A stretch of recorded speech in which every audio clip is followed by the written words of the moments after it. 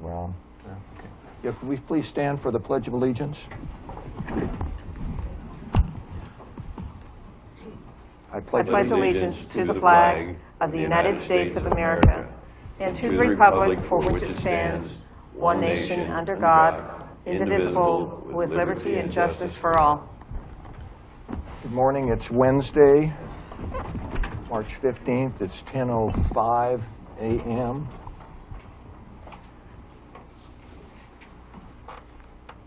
For the Commissioners' General Meeting. To my left is County Council, Commissioner Gold, myself, Commissioner Huxley. To my right, Commissioner Boyce.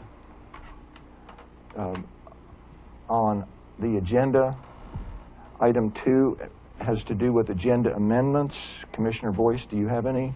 Actually, thank you, Agenda Mr. amendments? Chair. I have several, and you may have already thought of these, but the Veterans Proclamation originally was under item number 9 on our agenda, and now it's off, and I'm hoping we can have an opportunity to read that and recognize the Vietnam veterans here and the Daughters of the American Revolution. So, and I have some others as well. I didn't see it even on. Was it on? It was on, then And then it was taken off.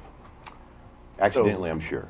No, it was taken off because it's a kind of a convoluted story, but it was never actually submitted to the BOC admin per our policies, and so at least not in time to be put on the agenda. So therefore, it was treated as a late submittal, and it can be added to the agenda per our late submittal per vote of the Okay. board. And if I could, Mr. Chair, one factor in favor of adding it to the agenda today is that the proclamation is also accompanied by an announcement of an event on March 31st, and the board doesn't have another general meeting till April 5th, so there is some urgency to have this matter presented today so that the announcement of the meeting on the 31st can also occur simultaneously. So, Commissioner Boyce, you've made a motion to add this to the agenda, correct? That's correct. Do we have a second? I'll second on that. Okay. Call for the question on that one? Aye. Aye. Aye. Okay. So we can Commissioner read Boyce? that fairly early or recognize these? Correct, but Okay. we'll go ahead and get through any other additions Thank you. or deletions, whatever the case may be.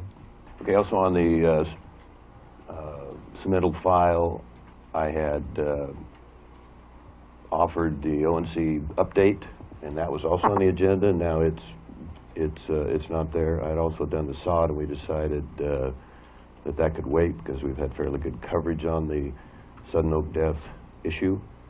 But if there's time at the end of this meeting, I would like to give a quick update on the ONC counties. Could you County just Council. do that during the commissioner comments? Would that suffice? That'd be fine. Well, then Yes. just bring that up during county Thanks. council. And if I could, the item for the ONC County update was the AGRS was presented on time, but per our rules, the AGRS referred to AV materials that would also be presented, and those materials were not included, and therefore that's why under our rules, you have to have your AGRS and your materials. So that's why it didn't get on the agenda, and we had it in late submittals, but it sounds like you've resolved that. Okay. And I'm just going to read a quick letter.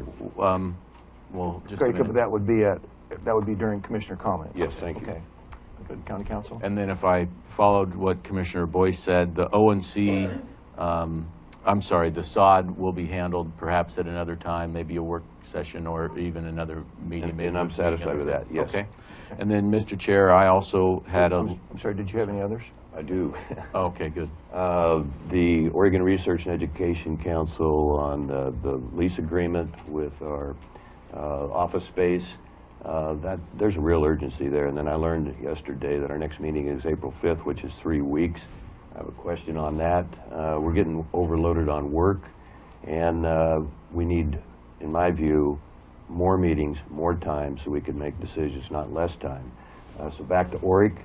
Is that something it's very urgent think we could that's- resolve today? Yeah, it's been resolved today. I emailed the gal. We're putting that off until after budget time because we need to look at what the needs are. Just in the interest of clarification, I want to make sure that she's going to be able to move in fairly soon, because without board approval, Well, can't she she move already in? has a lease on the one Okay. office. So we're all confident that we don't need to take board action on that in any fashion? Not based on what Well, she's got a lease on the Okay. one office. She's in there. She wants the other office that's empty. and we want to see what our needs are for us first before we move on that. Okay. That was kind of the resolution today, and I just emailed her. So let subject to her know. getting the proper insurance, she's very secure. We're all in consensus. No, we're not at that point yet. We need to see what our needs are first in that But the area. original building, or the original office space that she She's leased. got that. Okay, thank you very Yeah, much. that has not been rescinded. I think we can revisit that during commissioner comments, and Okay. maybe we can get a report. I think the Community Development Director, Carolyn Johnson's been involved in that. I've been involved in that. Maybe I we'll have, just give a you know, report to the board at that Correct. time. Okay. It was an insurance question, but we can deal with that Sure. at item number 12. Thank you. I just have one more thing. Okay. We have 9 consent calendar items, and those numbers seem to be growing. So if we approve those all at one time, which is somewhat customary, it takes away time to discuss some of those issues, and I'm just Typically on consent calendar issues, okay, if one commissioner wants to pull one or more of those items out for discussion, okay. it can be done during the agenda amendments, because I added up the time, and there were, 49 minutes had been assigned by the people who put those. They didn't make the decision to put them necessarily in the consent calendar, but they provided them for agenda discussion. So that's a lot of minutes for something that would not be discussed unless it's pulled out. So if you want to pull, or Commissioner Gold wants to pull any item out of consent calendar, we can do so, and then we can discuss those directly after item 6. Okay. So do you want to pull any of those out? Does it have to be under the agenda amendment classification? Well, it's our point to discuss, where to do that, so yeah. You could do it under agenda amendment. You could also do it when we get to When we get consent to it. calendar. True. And what I've noticed here on our agenda, usually what I've seen with agendas that have a consent calendar, the very next item on the agenda is items removed from the consent calendar.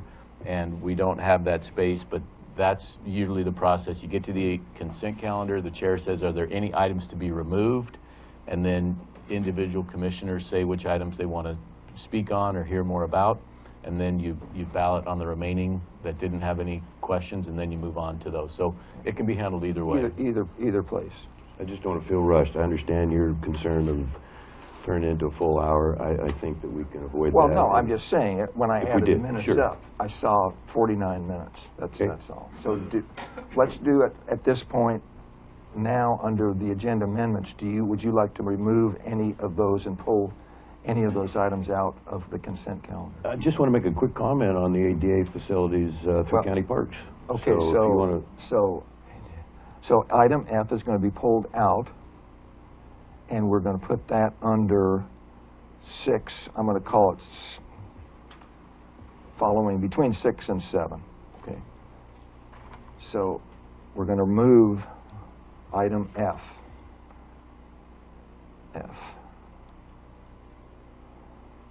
Move out. Commissioner Gold, do you have any? I don't have any at this time now. that's Okay. all I have, Mr. Chair. Okay. Thank you again. Okay, I have on agenda amendments, I'd like to move the presentations, which we've done previously, not every time, but we've done previously. I'd like to move item 12, and both of them. One of them is an individual that's come down for a short presentation from SCDC from Coos Bay. So if we could move item 12 just following item 4, announcements, and before 5, public comments. That's where we've normally put it in the past, if that's okay. So moved. I second that. Okay. Call for that question? Aye. Aye. And then I'd like to move There was the vets. item, SCDC.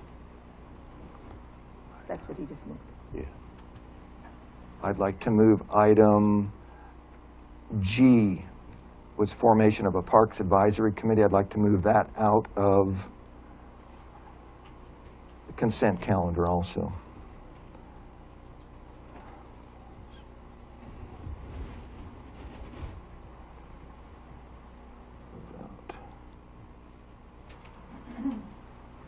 So we have any other county council? Thanks, Mr. Chair. Yesterday, I was contacted by Coos Curry Electric, and they submitted a quote to me, and the quote was something that we'd been waiting for a long time. It had to do with a switch. One of our switches failed, and it resulted in, anyway, a network slowness, for lack of a better term. And there's a sense of urgency of getting this switch ordered, and as Commissioner Boyce pointed out, we don't have another meeting till April, another almost 3 weeks. So I've submitted a late submittal to the board.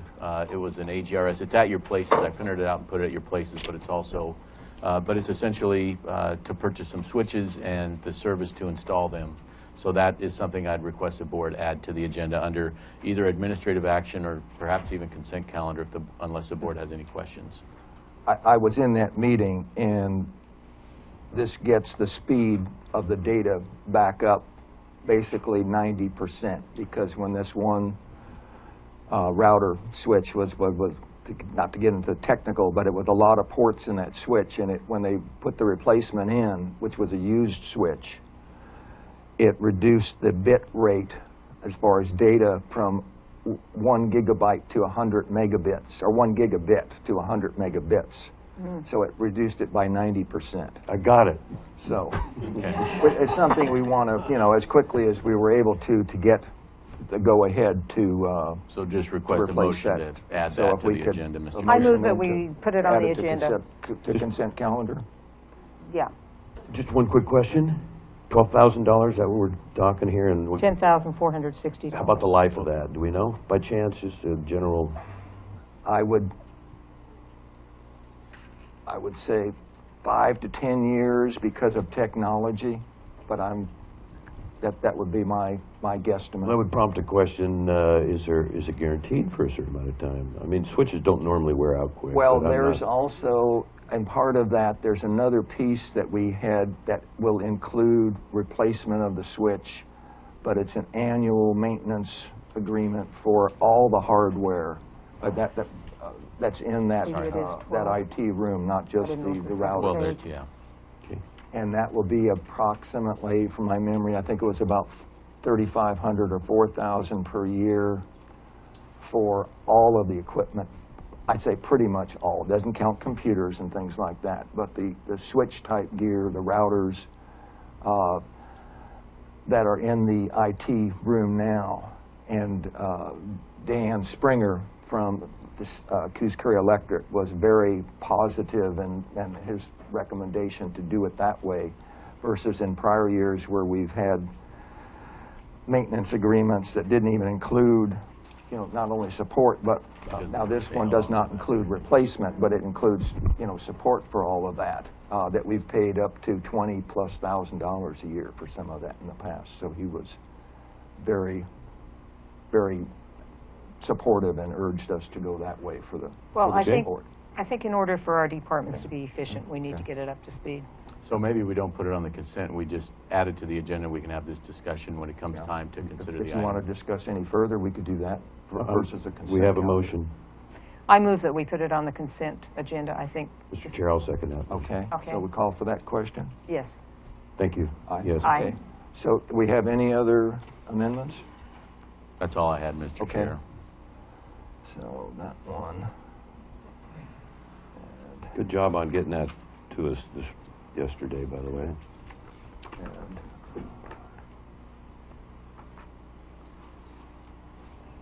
I guess it does leave the question, Mr. Chair, excuse me. We did add the proclamation for the Vietnam veterans on the agenda. The question would be, where would you like that? I think, I had just, go ahead. well, proclamations are usually down at agenda item number 9, and I'm wondering if the board wanted to consider, as with the presentations, moving that up closer to I would suggest that we do that. I'm sorry, I thought that's what we were doing. Yeah. Yes, I would. I do would that. move that we do that. Okay, so we got good consensus for that. Thank you. All right. Thanks, Okay. Council. Sure. Last comment, now we have one speaker slip. If anybody else wants to submit a speaker slip, please do so now, because once we get into these items after that, if it's not been submitted, we won't accept it. So anyone else that wants to put a slip in now, please do so. Okay, on, So do we and do we've it? approved the agenda, or the, Did you? Not yet. pardon me? You added We have items to it, but motion, did a you- motion to approve? I move As that we amended. approve the agenda as amended. Second, Mr. Chair. Okay, call for the question? Aye. Aye. Aye.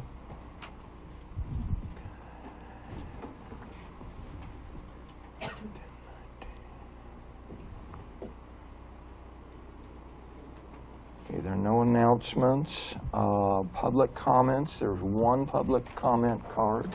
Mr. Chair? I'm sorry, you said there were no announcements, but we will be having a workshop on the 22nd to talk about the travel policy and also the budget discussion and the presentation from both the Citizens Budget Advisory Committee and our county accountant. That's on the 22nd.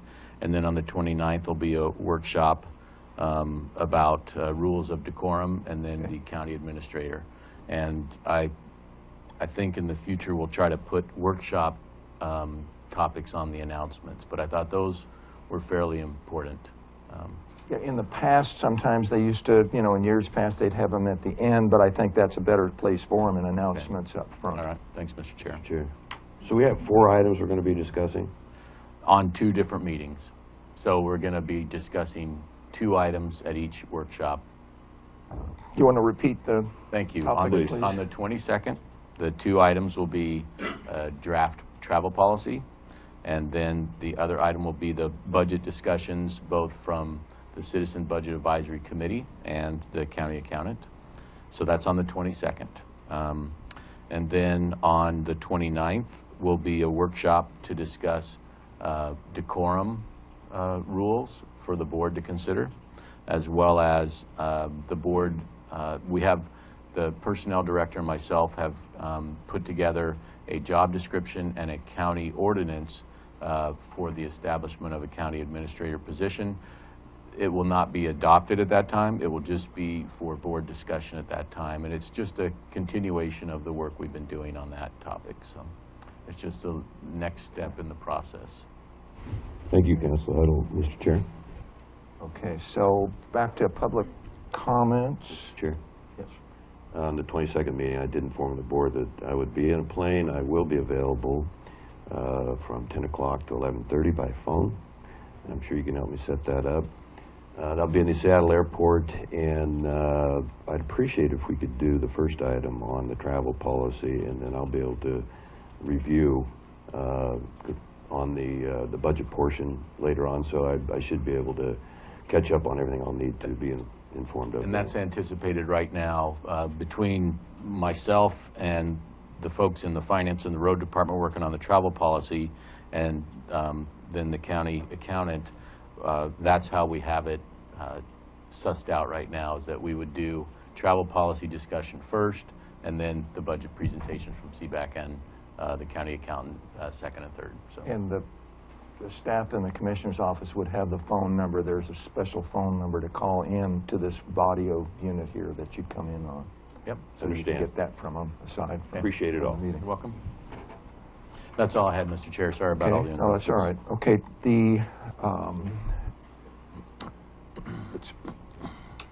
I'm going to just say, okay, it's Mr. Ramirez. I'm not sure how to pronounce your first name, and then Becky Ross on the Vietnam Veterans Recognition. Actually, it's Valan. Oh, Mrs. Ramirez. Well, Mrs. or Mrs. Ms. Ramirez. My apologies. No, not at all. And I'm Becky Ross for the board, and I live in Gold Beach, and I work for you guys. Okay, but today we're here on another matter, and I'll let Valan tell you about it. She's been working with the United States Department of Defense for a special celebration that's happening all over America. Thank you. And again, thanks for squeezing us in, because my husband and sister and I came up from Haiuchi. So we appreciate it. I have to say that, again, we entered into a commemorative partnership with the Department of Defense, and I handed that out, and it'll explain what that's about. We are the Cape Sebastian Daughters of the American Revolution, and we've been working very closely with the Vietnam Veterans Association of America, I should say, here in Curry County to get this done. Today's proclamation is very important to these Vietnam veterans. And if you've got a half a second, I'd like to There's read. no rush here. Okay. I'd like to read an old allegory that's stuck with me for a long, long time. Two friends, Jim and John, were walking along a beach that had hundreds of sand dollars washed up onto the shore. Jim starts picking up sand dollars and flings them back into the water. John asks, "What are you doing?" Jim says, "I'm sending those sand dollars back to the water so they can survive." John says, "But there are hundreds of sand dollars. You can't save them all. What does it matter?" Jim looks at the sand dollar in his hand and says, "Yes, that's true, but it matters to this one. Today's proclamation matters to these guys." Thank you. Thank you very much. Do you have any comments? Further comments? Yes, we've given the proclamation to Commissioner Boyce, if he would like to read it. Mrs. Ross, thank you. Mrs. Ramirez, thank you. Veterans, could you please stand? Be honored. Thank you. Raise your hand if you're a Vietnam veteran, please. Vietnam era veteran? Yes. Close enough. Yes. Big applause, please.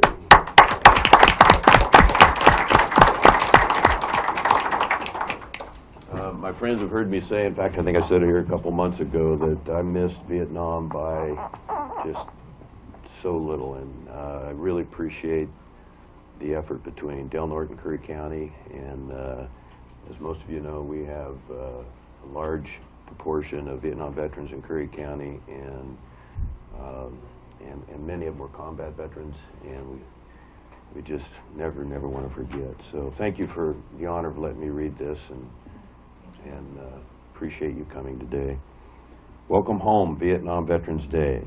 Whereas on January 12, 1962, the United States Army assisted South Vietnamese military to capture a stronghold of Viet Cong in Saigon, marking America's first combat mission in Vietnam. Whereas more than 3 million men and women stood true in the uniform for more than a decade serving our nation, and veterans of many different backgrounds came together and bravely stood in harm's way, united in the preservation of liberty. Whereas thousands of Vietnam veterans returned home bearing the traumatic scars of battle, both physical and invisible. Whereas over 55,000 Vietnam soldiers were killed, and 1,624 Vietnam soldiers are still reported as missing in action. Whereas over half a century later, our Vietnam veterans and the millions who waited for their safe return still feel the anguish of losing their friends and loved ones. Whereas over 6,000 of these brave Vietnam veterans are residents of Curry County. Now, therefore, the County of Curry, in accordance with Oregon State Bill number 74 and United States Presidential Proclamation of 2012, hereby proclaims March 31st as Welcome Home Vietnam Veterans Day. We ask our citizens of Curry County to recognize and thank the Vietnam veterans for their sacrifices and heroism as guardians of freedom and liberty. I was in Washington, D.C. when I was a kid, 18 years old. Here's a Vietnam War Memorial, and that is the primary thing on my bucket list, is to return there someday. And you might even recognize some of the leaders in this photo. And a huge thank you. Thank you. Excuse me, Mr. Chair. And we have some extra invitations to the dinner on the 31st of March at the Chetco Grange. Hope you'll come.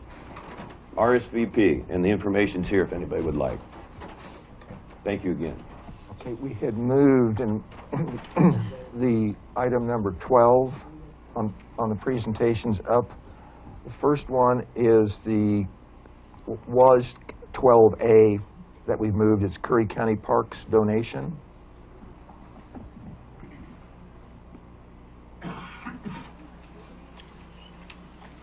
Good morning, Commissioners. Good morning. Thank you for moving this up to this level of priority. On behalf of the Curry County Parks, I'm privileged to thank Sharon Lee Cummins and Rick Warren. They gave a very generous donation to the Curry County Park System that has really transitioned or given us the ability to work on new properties with the tools they provided, and some of the their wishes were that to make sure that it went to help parks, kids, and in the best way possible. And because parks and juvenile are merged together, it was a pretty perfect fit. There were several items that went to Brookings Harbor High School, and they are being utilized by their robotics class. They are looking at starting industrial arts the next term because now they have the equipment to do that, which is going to be fantastic for that community. They're the only one in Curry County that doesn't have that currently. Gold Beach and Port Orford do. And so it was a perfect fit to use some of those items to help kickstart and jump that program off the ground.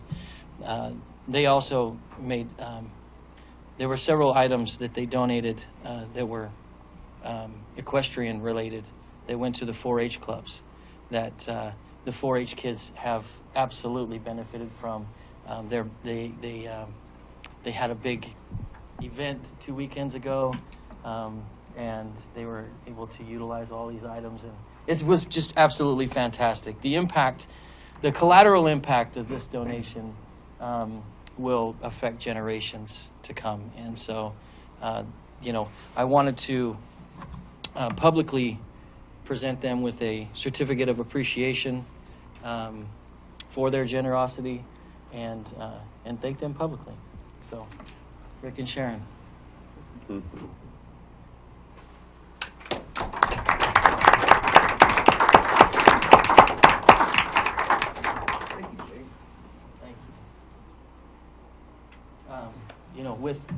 With the things that you've donated, in the total sum estimated at $76,800, it's going to make tremendous impact on our community, and I can't thank you guys enough.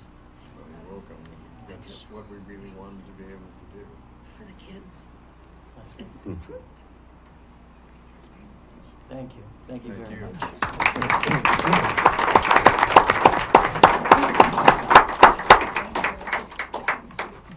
Here are some letters from the 4-H youth. They put together a little presentation for you, and Brookings Harbor High School, and a letter from the county. Thank you very much. Thank you, guys. Thank you for letting us do that. Yes, you.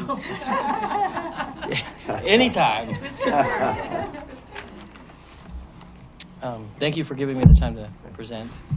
I just know in Brookings that equipment's going to be well used. I'm a member of the school board, and things are going well. Thank you. It already is. It's absolutely fantastic. I went down there. The robotics teacher was going bananas over this stuff. I mean, he had kids on these metal lathes creating components for their new robots, and it was pretty cool to see in That's action. an amazing class. You're going to be a student, aren't you?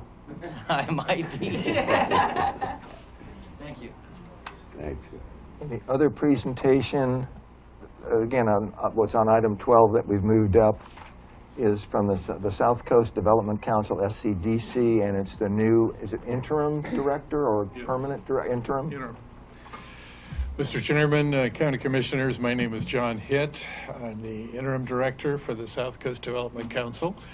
This is my second term in that office. I was filled to that function about 3 years ago. In fact, my first trip, I think, to Curry County was just about 3.5 years ago, and enjoyed my interfacing with Curry County folks and businesses then in roughly a 7-month period when I served as interim director. Then I participated in the hiring of Connie Stouffer, who was a permanent director, and so I had the kind of unusual situation of welcoming Connie to her first day on the job and then saying goodbye to her on her last day on the job, but none of the days in between.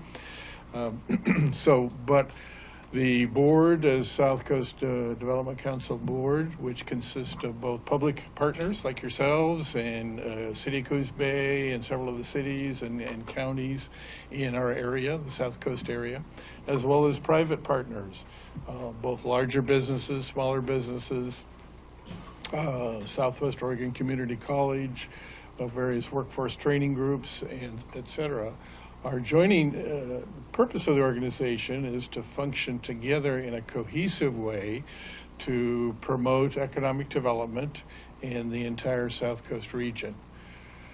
How do we do that? Well, there's a variety, and I won't take your time today. I know you have a very busy schedule. Maybe I can come back at a future time with a little, dog and pony show to give you a better handle on that. But three of the chief things we do is recruit businesses from outside our area to consider the South Coast as a place, as a home for their new business or business relocation. So in that process, we work very closely with Biz Oregon, which is the state outreach organization, as well as nationwide economic development organizations and site selector organizations, to make sure they are aware of economic development business opportunities in Oregon's South Coast. And we do that through internet connections. We do that by attending conferences and trade shows and a variety of outreach outside of our area. The second big area is business retention and expansion. We want to closely nurture and encourage the growth and expansion of existing businesses in the South Coast. So we have a variety of programs, and again, I'll come back another time and give you some more detail of those programs to help assist keeping those businesses viable, and for those that are able or interested in growing, to help facilitate that growth process. And the last major prong, and there's several other more minor ones, but the last major prong is entrepreneurial startup support. So we want to encourage those residents in the South Coast area that are interested in starting a business or interested in exploring the start of a business to help them through that process, help them find funding, help them find the training they need. And part of that project is we are in the process now of trying to do a business incubator. We hope to have that up and running in the Coos Bay area sometime next year. And we hope to do, our long-term goal is to do a similar project in the Brookings area. In fact, I have a meeting with the Brookings city manager tomorrow to that very end. Why is economic development important? And I'll give it to you in a summary in two brief things from my experience. And I've served in local government and economic development in all three West Coast states for over 30 years. And so I have a pretty good handle on the connectivity between government and the private sector. Sometimes they're looked at as enemies or opponents, that somehow the public sector should beat down the private sector, and the private sector in turn should blast those government people for not doing their job or for wasting money. I think in my experience, the truth of the situation is radically different. Economic development brings jobs, which is crucial to any city, any county, anywhere in the world. You're not going to have a viable city or county without a job base that can be sustainable and provide employment for local citizens. So we want to bring quality jobs, good paying, family wage jobs to the South Coast area, either again through internal growth or bringing those businesses in from the outside. The second thing that why business and government are such close partners here is that the tax base. Government survives, particularly local governments, survive primarily, depends a little bit what part of the country you're in and what city or county you're in, but primarily through the property tax. So one of the things that's vital to maintaining a strong property tax flow is new development and improved and expanded development. So those benefits can help, obviously, private citizens in bringing new jobs or opportunities as business owners but from the public sector brings new revenues, sources of revenue that would not have been there without that business either growing or that new business relocating into the area. So we work very closely with all governmental entities in the South Coast area. We work closely with people, planning directors and community development directors, people like your Carolyn Johnson, city managers throughout the region, because one of the things our organization really wants to do is to be a tool that brings the type of development and the quantity of development that is consistent with your local goals and desires. One of the things I'd like to offer you, we're glad that Carolyn serves on our South Coast Development Council board. I think we're going to have board re-elections here, I think in June. So we'd love to have any of you participate on our board, or other members of your staff that you think would be important or beneficial to serve on our South Coast Development Council staff. So you will be seeing me again. I hate to scare you like that or threaten you, but you will be seeing me again. And at any time, I had the opportunity, of course, to meet you all before the meeting. I was glad for that, give you my card. If you feel at any time that there is any way that we can be of assistance to you, please let me know, or a member of my staff know. Our offices, of course, are in Coos Bay, but we're happy and we plan on being down here, either myself or another member of my staff, several times a month consistently. So you will see either myself or one of us here on a fairly regular basis. But if at any time you hear or aware of a business that's thinking about going out of business, or a business that would like to expand but doesn't quite know how to find financing or maybe a place to expand, or you think you or come across a piece of property that you believe might be a good opportunity for future business relocations there. In fact, Carolyn Johnson and I are going to go look at such a piece of property just in a few minutes. So we want to be aware of those opportunities. So we welcome contact with you at any time. And again, we're happy to come down here and meet with any of you or with any member of your community at pretty much any time that you would like us to be here. So again, I'm glad to be of service to Curry County, at least for the next several months, while we work on the process of recruiting a permanent replacement. And those ads, by the way, should be coming out sometime next month. So if you know of anybody that you think would be a good economic development director, executive director, please also encourage them to apply for that position when it comes open. So barring any questions you have for me, thank you very much for your time. Thank you. Yes, Thank you very All much. right, thank you. Mr. Hitt. Director Hitt, Oh, yes, sorry. congratulations and welcome back. Oh, thank you.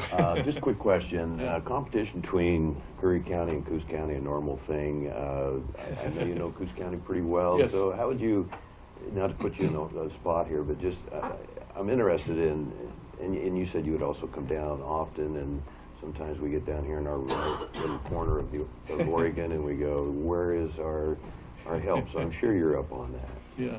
Well, when I started here 3 years ago, I was, again, experienced. I served in economic development, local government in the LA County area north of Seattle for a good many years, and then most recently in Lebanon, Lane County, Albany, Oregon. So I'm pretty familiar with what works and what doesn't work, and where opportunities lie and where it's going to be more of a struggle. But I really was bullish on the South Coast from the moment I first arrived here 3.5 years ago. So I think there are, even despite the obvious geographic isolation and the issues of transportation connectivity, there are still some great opportunities here for future growth.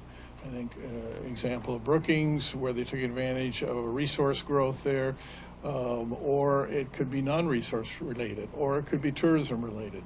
There are definite things that I think Curry County can take advantage of, and that will see some noticeable economic growth. Now, the word of warning I always give there, economic development is a slow process. So it doesn't happen within just a few months. Sometimes it takes many years.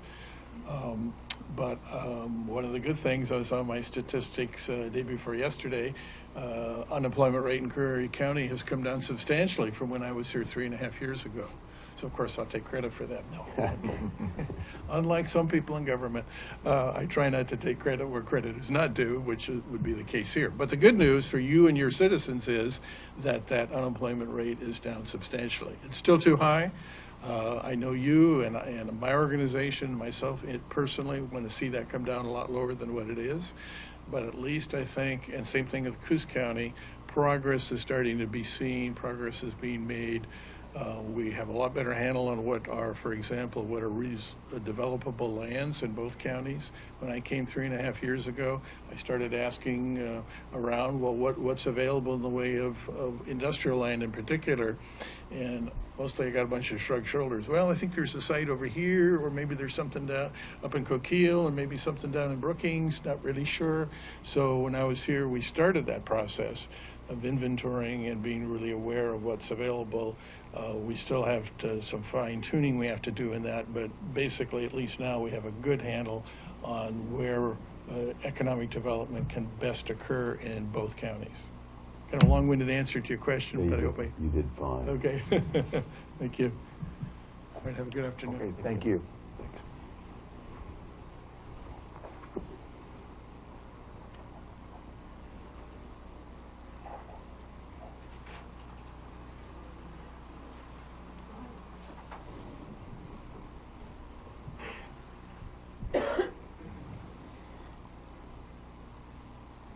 Agenda item 6, which is the consent calendar, and we have remaining on that agenda item 6A, B, C, D, E, H, and I. We've removed items F and G. So do we have a motion to approve those remaining items on the consent calendar? I move that we approve the remaining items on the consent calendar. All 5 seconded. Okay. Any further comments? Call for the question? Aye. Aye. Aye. Okay, we'll move to agenda item, which we've pulled out of this, but we'll just call it now, let's just call it still 6F, which is the ADA Facilities Upgrade Grant for Boyce Cope Park. And Parks, 10 minutes. I don't know if Director Trost wants to come up. Now, you had wanted to move this one out. You want to open with comments, or? Actually, I just wanted to congratulate him on the Okay. $112,000 grant. That's just a super thing for the county, and more to his success, and just greatly appreciate what he's doing in parks, and I hope we can and will see more of that down the road. Great job. Okay. Do you have any comments? on No. that? I have many comments and questions on the grant document. Do you want to come up, or Director Trost? And part of the reason that I've gone into this one is some of the other grants that we've had discussions. I've had discussions with the accountant. I've had discussions with county council. Yesterday we had, trying to work with the city of Brookings on the Brookings Airport and some grants there, we had, I spoke at length with the county accountant on that. And there, we do not have, in general, a good handle on grants once we get them. We don't deal with them, and some of the surprises that we're coming back with are ugly financially. Not to go into detail, but the surprise yesterday on a Brookings, on the status of grants from Brookings, is that the county accountant, once all the numbers are in, and she's still waiting for numbers, we're going to have to come up, well, what could be anywhere from $30,000 to $50,000 or more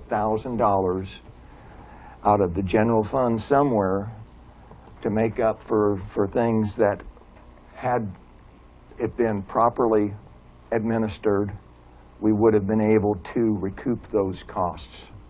And that's just one grant. We talked about another one on Head Start program on it. That's also, we're not sure where we're at on that. County Council and the county accountant are working on that. But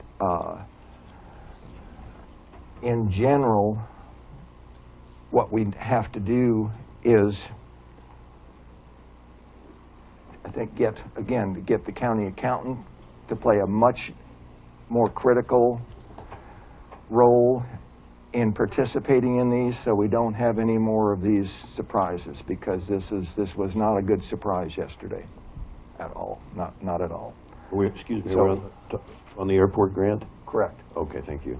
Now, I've gone through, well, last night and this morning, I've gone through, do you have a copy of that in Yes. front of you? Okay, I've gone through and I have several questions. Hopefully I can answer them. And one certainly gets a question, but I hope that the accountant plays a very instrumental role in making sure that this is administered properly on this grant. On the let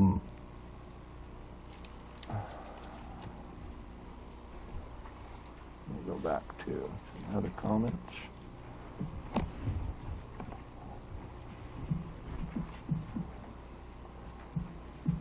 On the document as was provided, it's showing the grantee, which is the county. The administrator would be Director Trost. The grantee representing the county would be an individual this is her last day. What's the plan? It's already, I've already worked with Mark on that, Okay. Mr. Cohen, And- the administrator. And who will be doing that at this time? The For billing county? contact went to me. Okay. Mhm.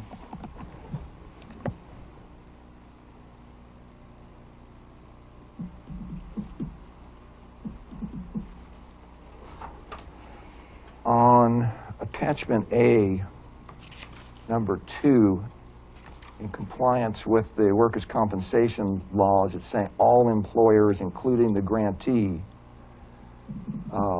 are required, with one exception under a particular statute, which I don't believe applies, but that shall be responsible for liability insurance coverage of not less than $500,000. Is that all in place?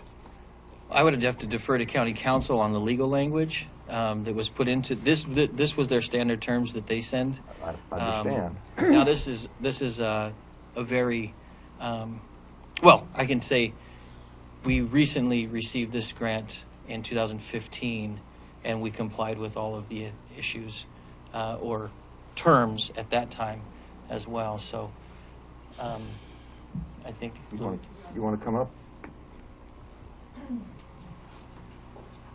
And that goes with this question is, what is the cost to the county? Is there an additional insurance coverage cost? You want to identify your? Louise Kallstrom, County Accountant.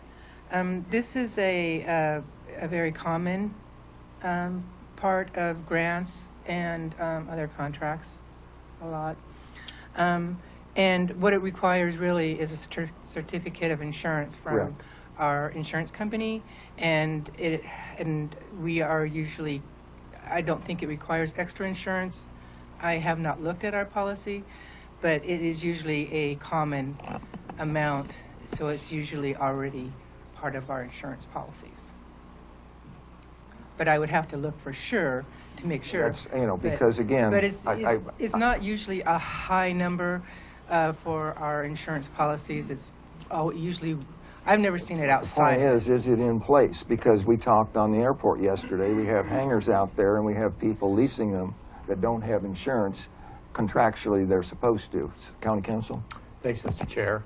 I'm looking at the clock. On our agenda, we have a public hearing scheduled for 11 a.m. And so we're coming up to that hour. This might be appropriate to continue, perhaps, if the chair wanted to, during a recess. I think confirming these insurance amounts would be a fairly straightforward matter. And that's just one of many items I understand. on this. So what I'm proposing is that, when you say you have many items, I just wanted to make sure that we conducted the Correct. public hearing when it was noticed, and I just wanted to be mindful of that. So it's up to the chair. If the chair wants to continue, sure, but we could also. We can come back to this. Thank you. Okay. We have 6 minutes Definitely. too. We do can come back. have 6 minutes, so. But just no, wanna let county you know. council's correct, and it's shown as 11 a.m., and that we do have to stop, to open that But public however the hearing. chair wants to Okay. proceed, I just want to, just, Come back, well, we can come back to, let me continue with a few more of these questions here. Good. And we'll just be mindful of the time. I would like to just offer this as well.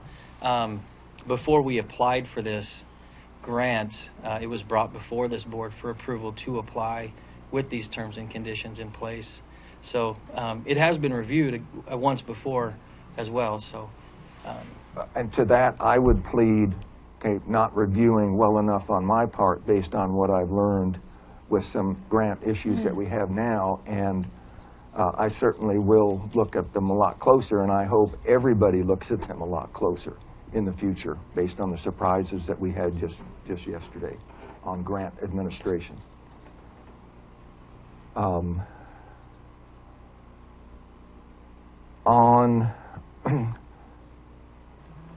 page 1 of 3 under attachment A, item 6 on the use of the property, does this requirement, because this spells out how long this property is to be dedicated for this use, it's 20 years, does this preclude, or do you know that this precludes the county from leasing the park to a private vendor to operate? I wouldn't know that. It would probably be a legal counsel. That would be another question that I would have of county council, not necessarily for an answer here, but I'm curious well, just thank you. on that. What it says is that it has to be used for this purpose, and then if we wanted to do a lease, it would have to be something that could be approved by Oregon Parks and Rec. They would have to then approve it, but it's possible with their approval. Yep, that's just, and, we can only answer that question in the abstract because we're not Correct. faced with Correct. the specifics of another lease and those. On the second paragraph under 6, it's who is going to be recording this instrument? Do we know who's going to be recording it? I'm trying to see if I understand your question. Well, it's saying land acquired using local government funds shall be dedicated by an instrument recorded in the county records for recreational use. So how does that occur, or when does that occur? And who's responsible for it? We would be responsible for that. When you say we, like from the legal Oh, department? Thank or- you. The Parks Director is the administrator of the grant, so ultimately it's his responsibility to do that. Legal would serve him, and then the clerk Okay. would also physically, mechanically handle the recording. And then the only other question there is, some of our, now this says land acquired using local government grant funds, and I just don't know that we will be Okay. acquiring any land under this grant. This is just No. so that may May or technically may not apply. Okay. I think, looking at the clock now, it's 10:58, so let's Continue. continue, and then we'll move into the public hearing, which is agenda item 8. Let's turn.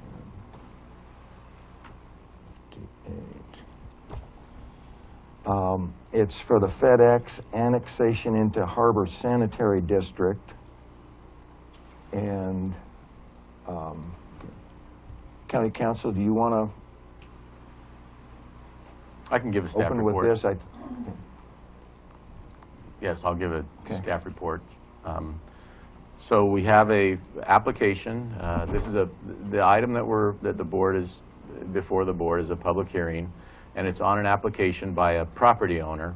I think the agenda item says FedEx. I don't think FedEx is the owner. I think the owner is, I think, Walt Harder.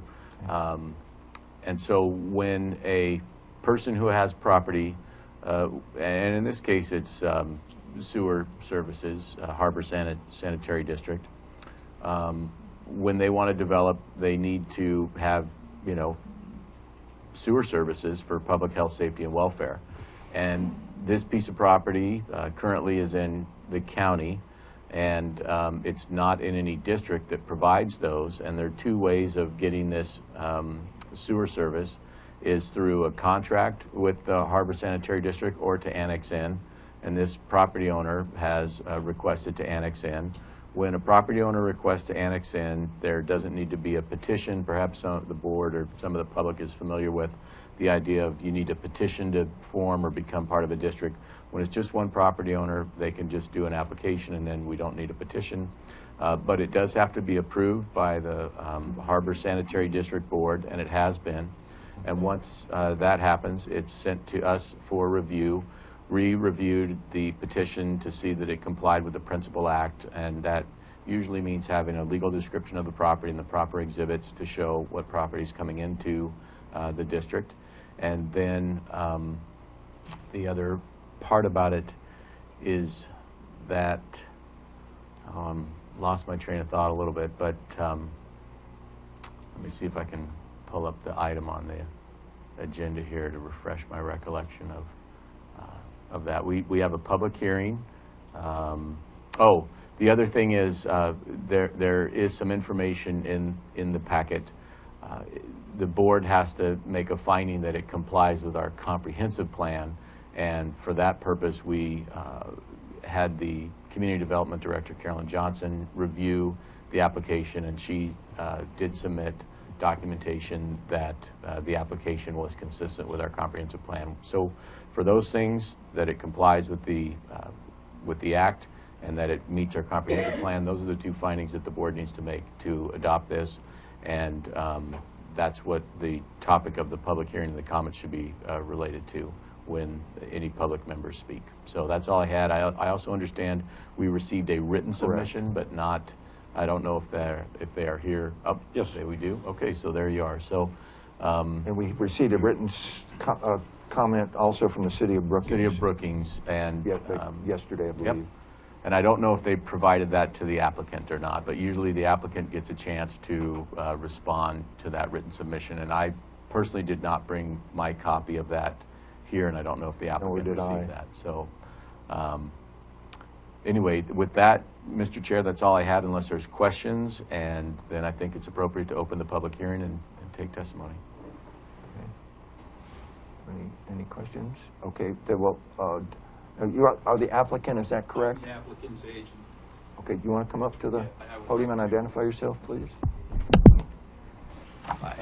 Good morning.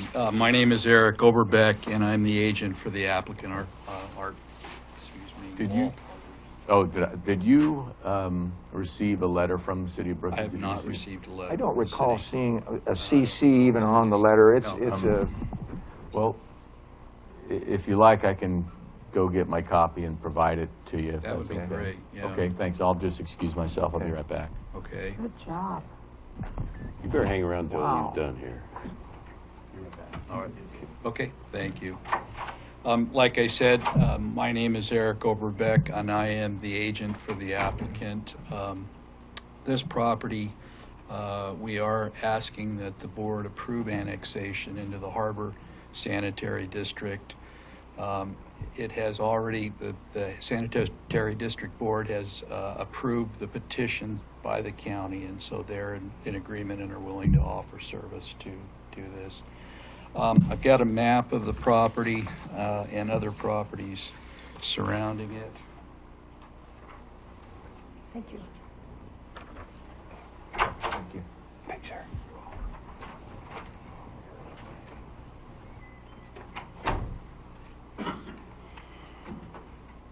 Okay, great. As you can see from that map, as Councilman Huddle, County Council Huddle said, it is in the Brookings urban growth boundary. The property is zoned commercial. Harbor Water does provide service to the property. And again, the Sanitary District has approved acceptance into the Harbor Sanitary District.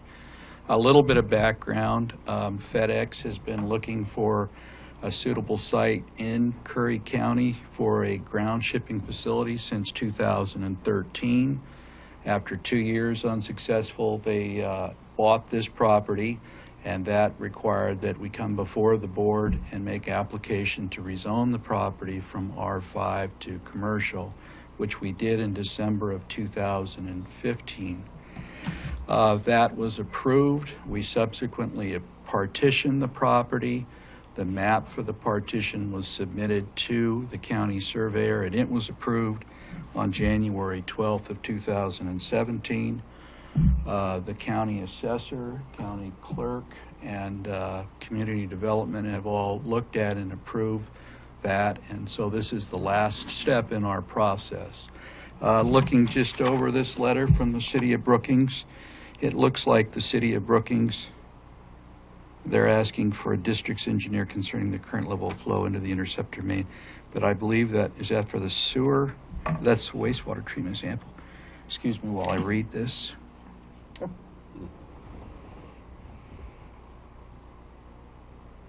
I'm not sure why the city of Brookings would have concerns if it's the Harbor Sanitary District's sewer line. If I think I The looked at sewage that. goes into the city treatment plant. Well, I think I also looked at it. It seemed like they said the pipe crosses their boundaries or something. Again, I just was reading it while I was walking here. Yeah, I don't have really intercepting which is shared capacity. I'm wondering, they're not talking about the storm drain. I'm assuming No, they're talking no. about the sanitary sewer. I think, again, not to speculate only, there have been ongoing issues back and forth for years between Harbor Sanitary and the city of Brookings. And I think this is, Okay. in my opinion, my comment to county council, this is between the city of Brookings and Harbor Sanitary, That sounds reasonable. not think, this board. Right, and I think, Mr. Chair, your analysis fits within some of my opening comments, was that we're looking to see if it complies with the comprehensive plan, which our community development director has already provided the board that it does, and also whether it complies with the Principal Act and, the landowner submittal, the approval by the Harbor Sand. So I think for the record, the board can take the letter into the record, but nevertheless, if the board chooses to approve this, I think it could still find that the application has complied with the Principal Act and meets our comp plan. Okay, thank you very much. So are we ready for a motion? Well, I'm not sure. That's all I've We have got. to open this to public comments, too. Okay, thank We you. will open this to public comments. So if anyone in the audience wishes to comment on this issue, please come forward. Just said one thing, Mr. Overbeck, I think you have my copy of that letter. Can you provide that to? Could you run down to Kinko's provide it real to quick? Summer Madison over there, please. Thank you. And we can get you a copy. Okay. Sorry, Mr. Chair, that's all I had. That'll be 25 cents. Uh-huh. Okay, I see having no public comment, we'll close the public comment period. So just request a motion. And now entertain a motion to approve this. I'll move, Mr. Chair, that we approve the annexation to the Harbor Sanitary District. I'll second that. Any further comments? Call for the question? Aye. Aye. Aye. And that will Yep, end this public hearing yep. on the annexation. So I think I saw Jay Trost in the, oh, there he is. There he is. We'll come back to what was agenda item 6F.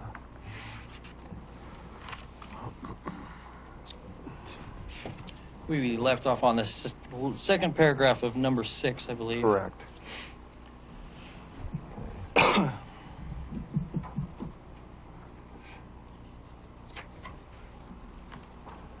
It shows obviously the project start date of March 1st and a project end date of March 31st. So has that's not going to happen clearly because Oh. it's March 15th. No. It's March 31st of 2019 it has to be completed by. If you look on Okay, page well, one, it's saying, agreement period. it's saying March 31st of 2017 here in the application. It's under the project On information one page. of six. on the agreement, okay. the agreement is March 31st, Okay. 2019. But the application shows March 31st of 2017. Okay. That must have been a misprint, a mistake. Okay. So that's 2019. 19. It's a 2-year time period to finish your grant. Can I ask what page we're on, please? In the agenda, you're on page, are you looking at Or your page computer? 1 of 6 on attachment B. I'm not sure what the, This is on page 39 Okay, I and got it. 40. okay. Thank you.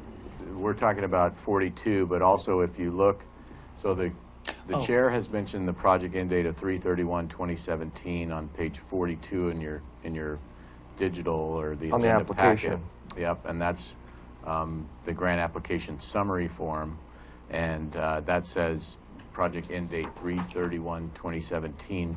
But on the agreement, the first page of the agreement, which is on page 39, on page, 37 of your agenda packet, where it has agreement period, it does say the project shall be completed by March 31st, 2019 in bold, So the projected start date, that's in question, the projected start and finish dates. That was the numbers that I put in because I wanted, if we were going to do it before the season started, before the shoulder season started. However, working with some individuals and doing some cost, adjustments and trying to value engineering is, I guess, the right term.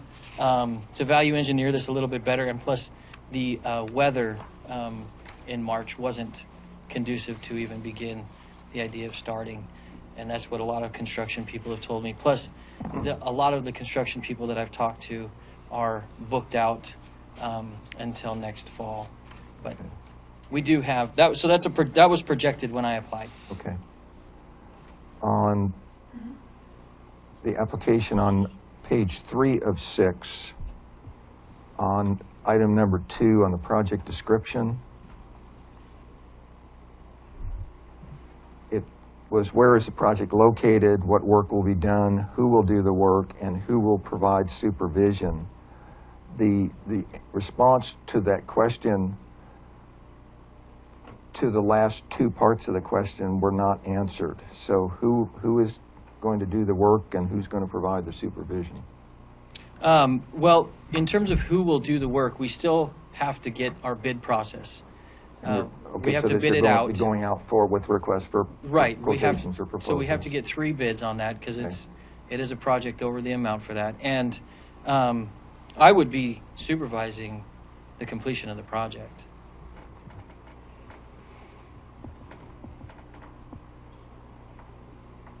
So, yeah, okay.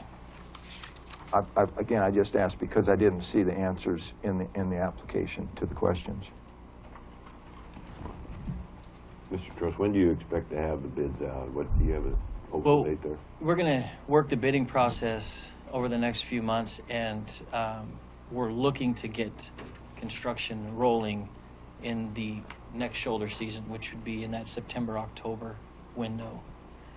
We obviously can't do it during the busy season, and it's really hard to do during the wet season. And that showed the same thing, that showed the 2017 in under 2B, which you're saying is not 2017, it's 2019. Well, the projected end date is what you're saying. Correct. So the completion date, we would adjust to, I would just put December of 2017. We should get this done by the end of this year. On page 4 of 6, and this goes both to this, like one of my questions or my comments or observations here goes also to, and we'll pick it up when we discuss it, to the formation of the Parks Advisory District. But 5 said planning and public involvement, and this was approximately 10 points or 10% weighted of the 100% in this particular response to this answer. It says, please describe any planning and public involvement efforts that led to the selection of the project, including citizen involvement through public workshops, meetings, and hearings. And the response there was there have been no public workshops, meetings, or hearings with regard to the project. And then it went on to say that there'd been feedback from people who were camping there, but again, no public involvement or committees. And I'll comment a little bit further on that when we get to the item on, wanting to form now committees to discuss things. Why wasn't a committee formed here for some public input? Because Seems it was like double, we're we do not- it one way here and a different way. Well, no, I think that a lot of these questions are catch-alls for all different projects. True. This is a project where we're taking a current structure and Mm-hmm. renovating it up to ADA standards. Good. It's not a point of where looking to create a new park in public lands or things of that nature where you would obviously look for input. Okay. Yes, sir. County Council? Thank you. So in the future, if the board does establish a parks committee, part of the answer is we don't have a parks committee, and to form an ad hoc committee for, rebuilding a bathroom may or may not make sense. But regardless, if the board does adopt a order to create a parks committee, would this be the type of business that they would see in the future? Absolutely. So, part of that discussion would have been with a parks committee would have been discussing what we would be wanting to look for and applying in our future grants towards development, restoration, or building maintenance, things of that nature. There would have been a lot of discussion and recommendations to the boards along those lines. And then these, like you said, are catch-all. The answer that was given, that this has been comments from people, but that we haven't used a park board or citizen committee, and we didn't have development of a park master plan. These are all factors that the grant awarding agency considered and nevertheless is awarding us the grant. Correct. They obviously they value the need to have upgraded facilities to meet the needs of all people. On also page 4 of 6 of, what was that, Exhibit B, environmental assessment, and then that will flow to page 5, and specifically number D. It says, what agencies or persons did you contact to determine environmental impacts? Please list agencies, persons contacted. And then there was also a letter of, I want to say, addressing some concerns from Dennis Griffin, a state archaeologist. But the name that was used there was Eric Hansen, Curry County Maintenance. And again, the question is, what agencies or persons did you contact to determine environmental impacts? What environmental impacts were identified, and what are Eric Hansen's qualifications to be identifying things like that? And I raise this question because of the issue in part that we're facing now in Flores Lake on this weir issue with all the environmental or all the federal agencies, all the state agencies that come out of the woodwork, and all of a sudden we have something that didn't really maybe appear on the surface to be of any consequence that's now morphed into what might be a 3-year, $300,000 liability in great part to the county. So, but my question goes back to what environmental impacts were identified, and what are Eric Hansen's qualifications? So Eric Hansen's qualifications are he used to manage much of the parks previously prior to it coming over to juvenile in conjunction with Mr. McGinnis, and he has all of the historical data from those time points. And so he had information on environmental impacts to the park that I had referenced to. So I went to him for those documents that he had already had since from years prior. So were those documents provided, or county, is anybody involved in the county council? Do you have any concerns like I do when we get into environmental impacts? And this letter from the state archaeologist raising concerns. Says it appears there have been no previous surveys completed near the proposed project. The project area lies within a generally perceived area to have high probability for possessing archaeological sites and buried human remains. Extreme caution is recommended. If you have not already done so, be sure to consult with an appropriate Indian tribes regarding the proposed project. If the project has a federal nexus, i.e. federal funding, permitting, or oversight, please coordinate with the appropriate lead federal agency. One thing at a time, please, Mr. Chair. Okay, well, I'm reading from the letter. Yeah. The same letter. Sure. It's It's on page Okay. 48 of our agenda packet. And it's the same concern based on what we're going through right now on this other Flores Lake issue. Is this Pandora's box waiting to open up? Mr. Chair. Well, Let me ask county council here first. So Again, I'm not after firm, but I'm voicing concern based on what we have experienced here. So it is a good question. I think the differences between the restroom remodel and what I'll call, for lack of a better word, in-water work at the outfall of Flores Lake to New River, they're just different. So to try to make a direct analogy between the restroom remodel and the Flores Lake work, slightly, actually very different on a lot of different levels. I agree. And for instance, we're not going to be dealing with a water right permit for impounding, such as the OWRD, and we're not going to be dealing with in-water work from the Department of State Lands or NOAA or any of the several agencies we're dealing on that. But at the same time, the one thing that this person says, they haven't, and I'm looking at Mr. Griffin, his PhD RPA state archaeologist's letter, and this is fairly common on construction items. It says, if archaeological objects or sites are discovered during construction, all activities should cease immediately until a professional archaeologist can evaluate the discovery. So those are some fairly common terms whenever you're digging in a place. And what he says is it's generally perceived a high probability of processing archaeological sites and buried human remains. He hasn't identified that we have a particular site.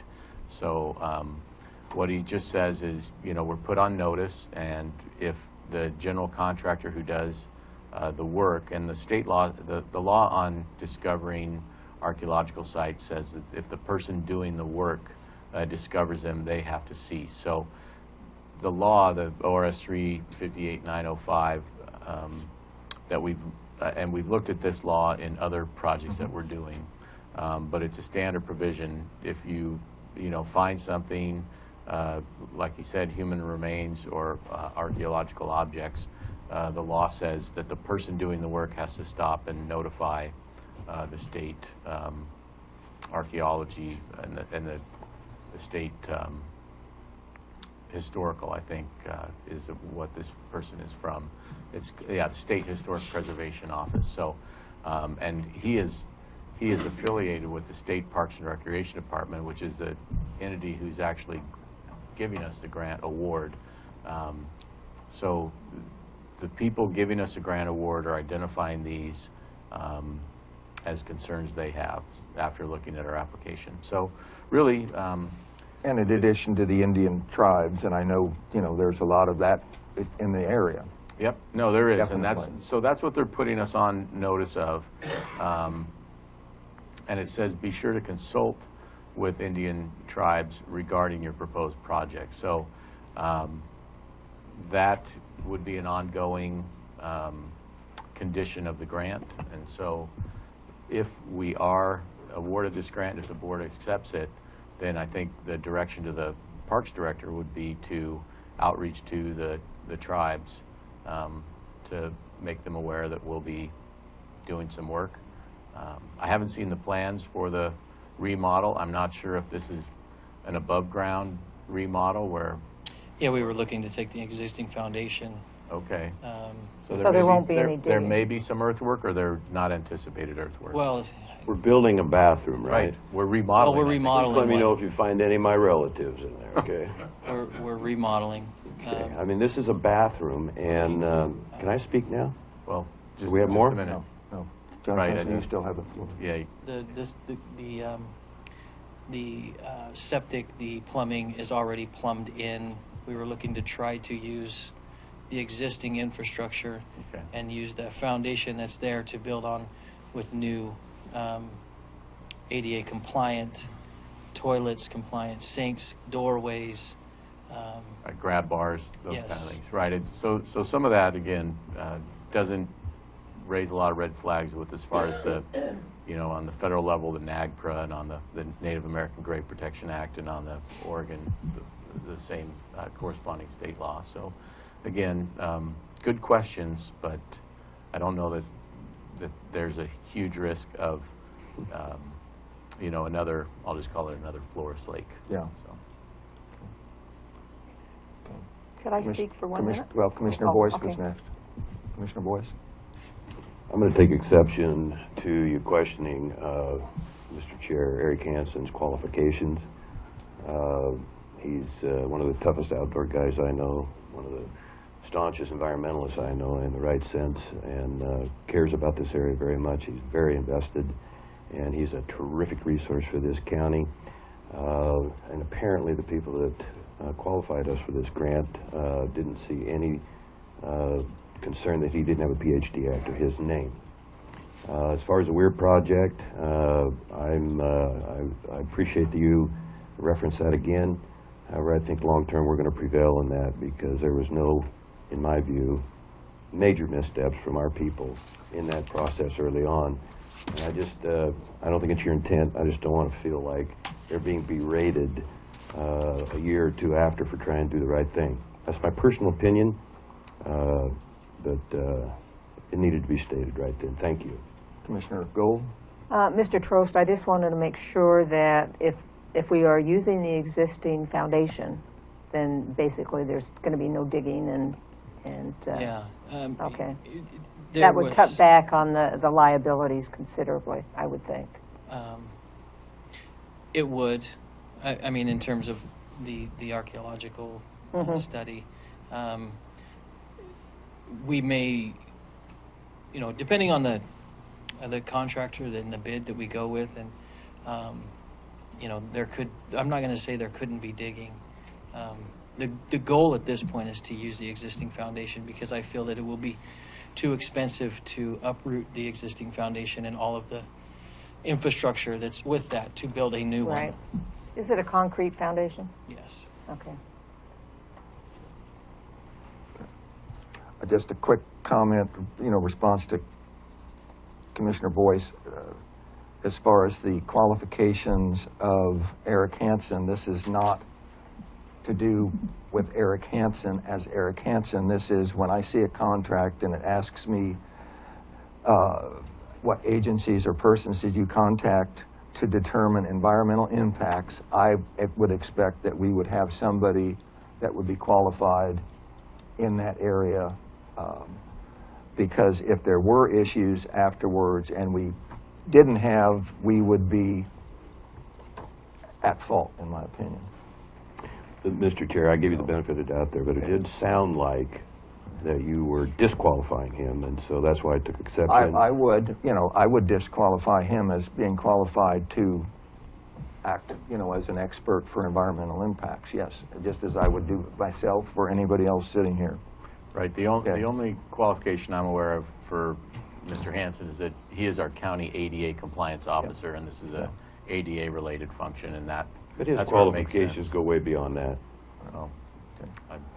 And Eric is not here today.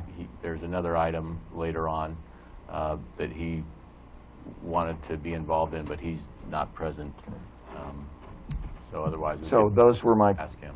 my comments or my concerns, and certainly to have the accountant absolutely involved in this grant from start to finish financially, so we don't have repeat prior mistakes. County Council. Thanks, Mr. Chair. One question I had, I think this grant is called a reimbursement grant. Yes. And does that mean that we actually spend the money first and then apply for reimbursement? Yes. So even though our contribution is a 25% match, originally we're going out ahead of that and spending the whole amount. Yeah, they're really good about getting us as soon as we pay for a certain piece of the project, we submit that, they reimburse it. The turnaround time is fantastic. And that's based on your experience with this agency in the past on other projects you work with them on? Correct. Okay, thanks. But I just wanted to make sure the board was aware of that this was one where, that we're committing to a 25% match, but there's this kind of other part of the commitment where we're spending first. And it can go south. Sure. I talked to an individual on a similar scenario, and all of a sudden that everybody was sure that the state agency had the money, and there was a hiccup. It turned out they didn't, and all of a sudden this I think it was a city in this case was on the hook for several $100,000 for like a year and a half until finally they recouped it. So it can happen. Mr. Chair. Commissioner Do Boyce? they have a direct access to the contractor, or The grant administrator? Yes. Yes. they do? I do. No. So- Does the grant administrator have a direct access to the contractor? No. Well, there isn't. Thank you. No, okay. Yeah, I assume, just want to make sure. oh, okay. Okay, I had no further comments. No further comments. So we're just looking for a motion. So we on have that a item. motion? Is there one? So moved, Mr. Chair. I'll A second motion it. to, what, a motion to, Accept the grant. okay, who made the motion then? Commissioner Boyce? It's a toss-up. Okay, so your motion is, To accept the grant for $112,000, the ADA improvements, for Boyce Cove Park. I'll second that.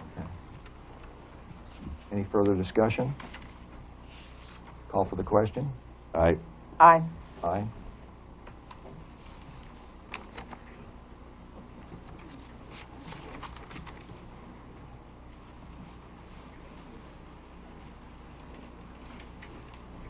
On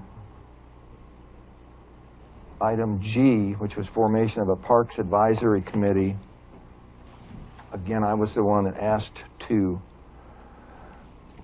pull this out.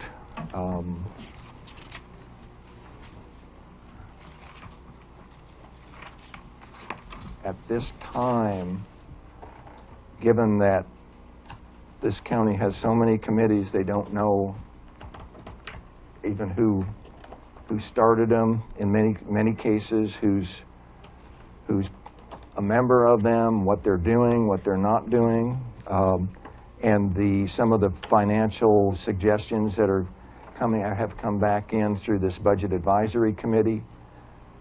It's my suggestion at this time that we not, because we have two different motions, I think, or two different topics on here to form an additional two committees.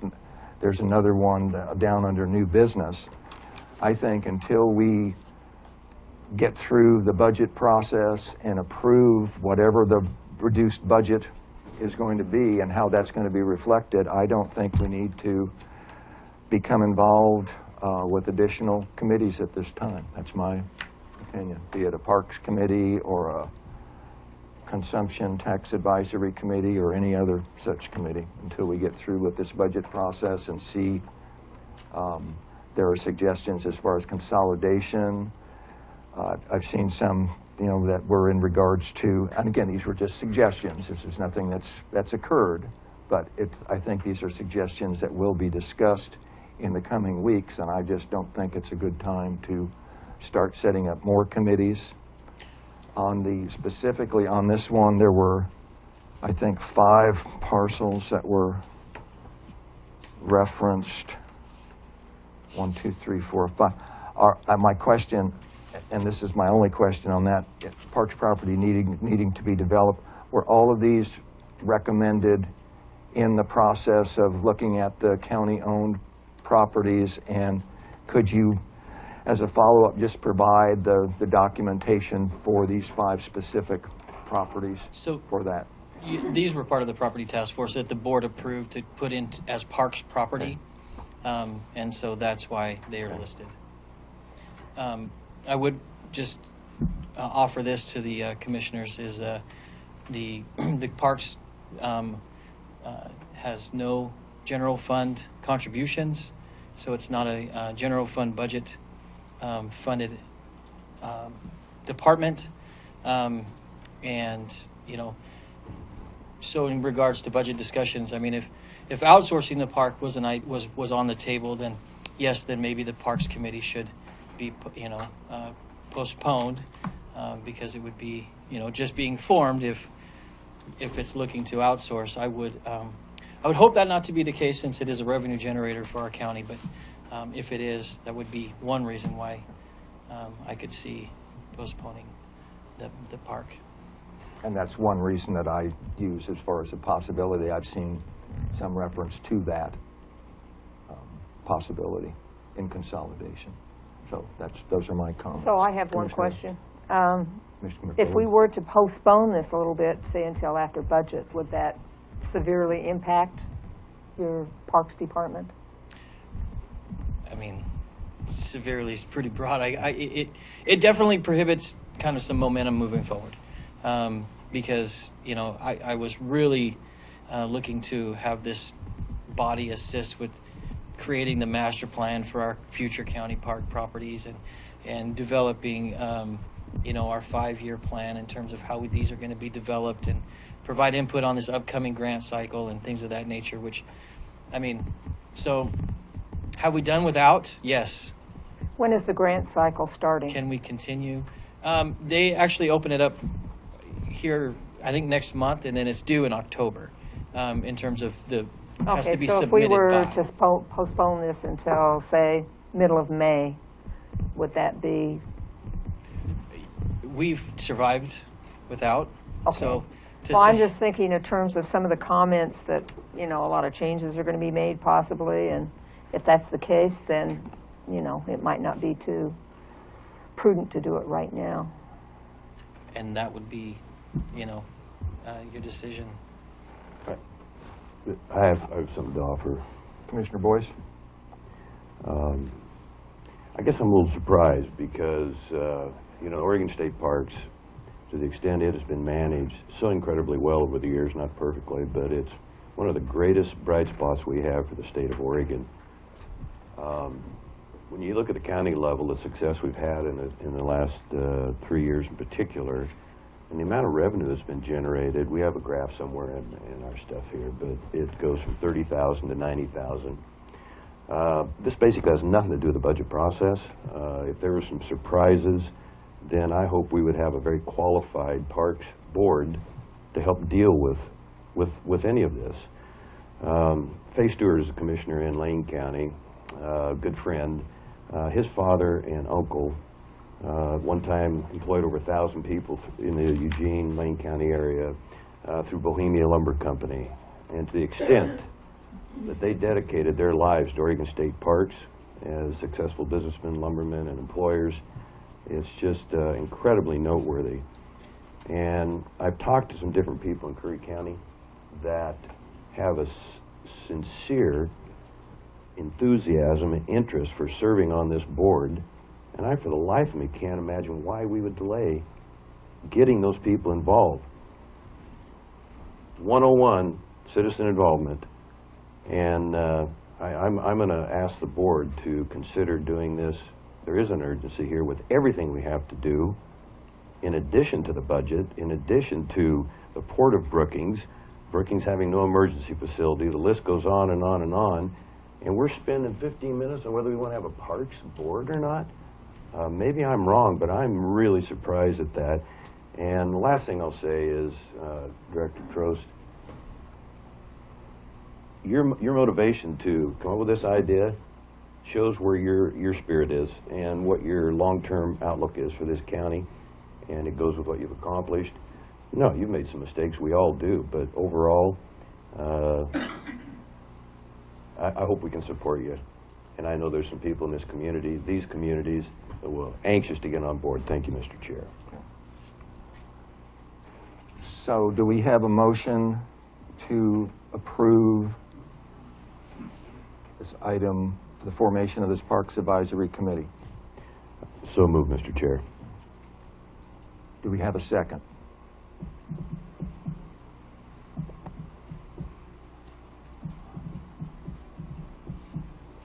Motion dies for lack of a second. Do we have a motion to postpone the formation of this Do committee? we want to have a motion to, do we want to make a I'll motion move to postpone the formation of this committee. I think it's For- important, but I think we need to, for consideration at a future time? yes. Okay. Do we have a second for that? Certainly that motion dies for lack of a second. Thank you.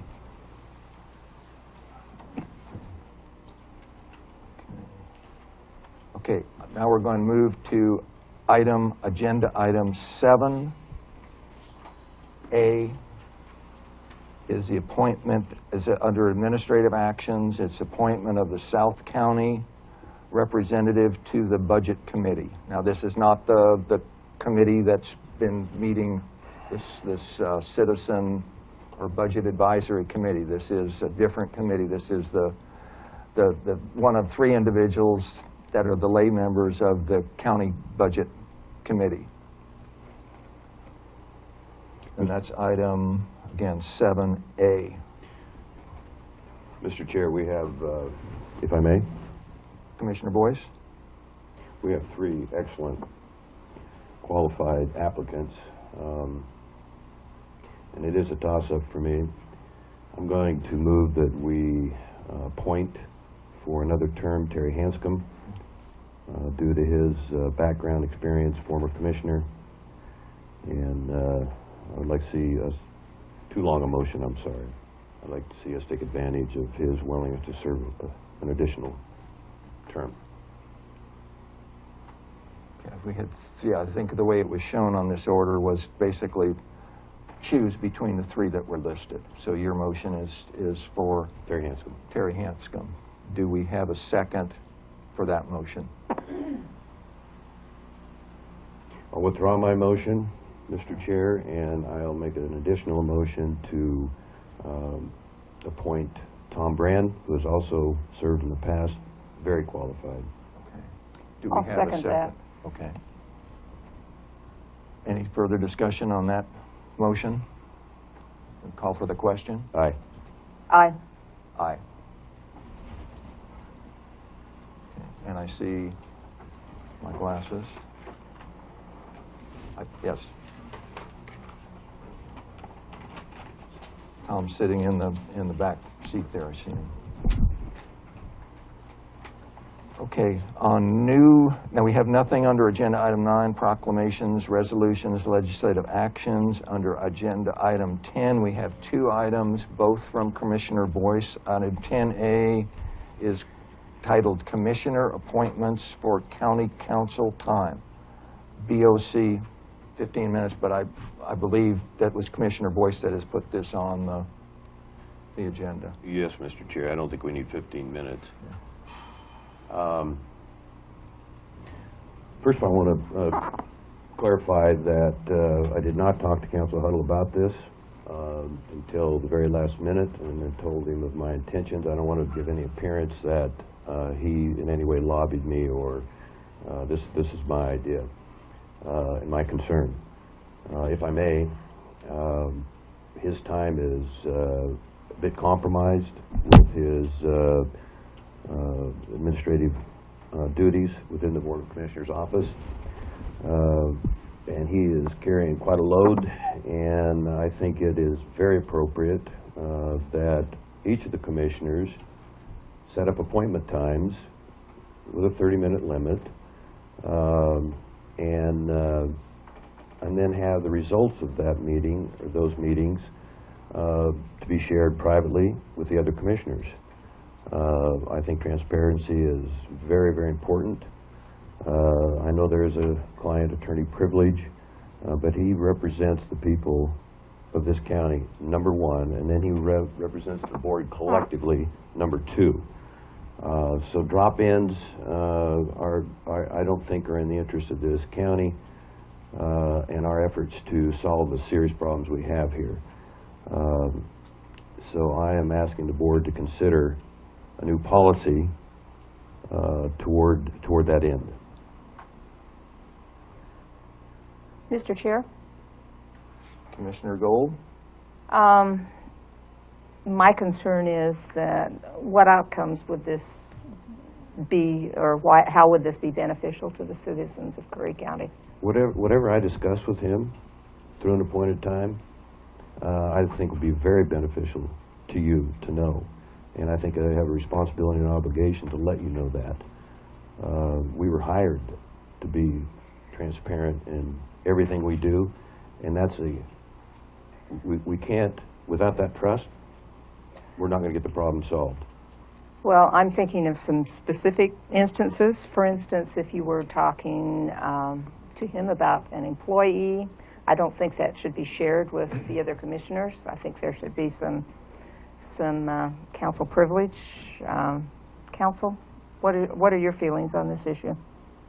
Well, first of all, I appreciate the sentiment. I think the intentions of the commissioner are fantastic, but to me, just the practical reality, and it kind of is it's a philosophical topic. For instance, in the last budget cycle, I presented to the board 3 different options for providing services, legal services, that every county has. They can have a appointed county council. I think one county even has an elected county council by their county charter. They can use the district attorney for county legal services, or they can hire an outside legal firm. My experience has been what typically is called in-house counsel, meaning you're appointed by the board and you're housed in the office of your county employee. That's my past practice at my former employer as the city.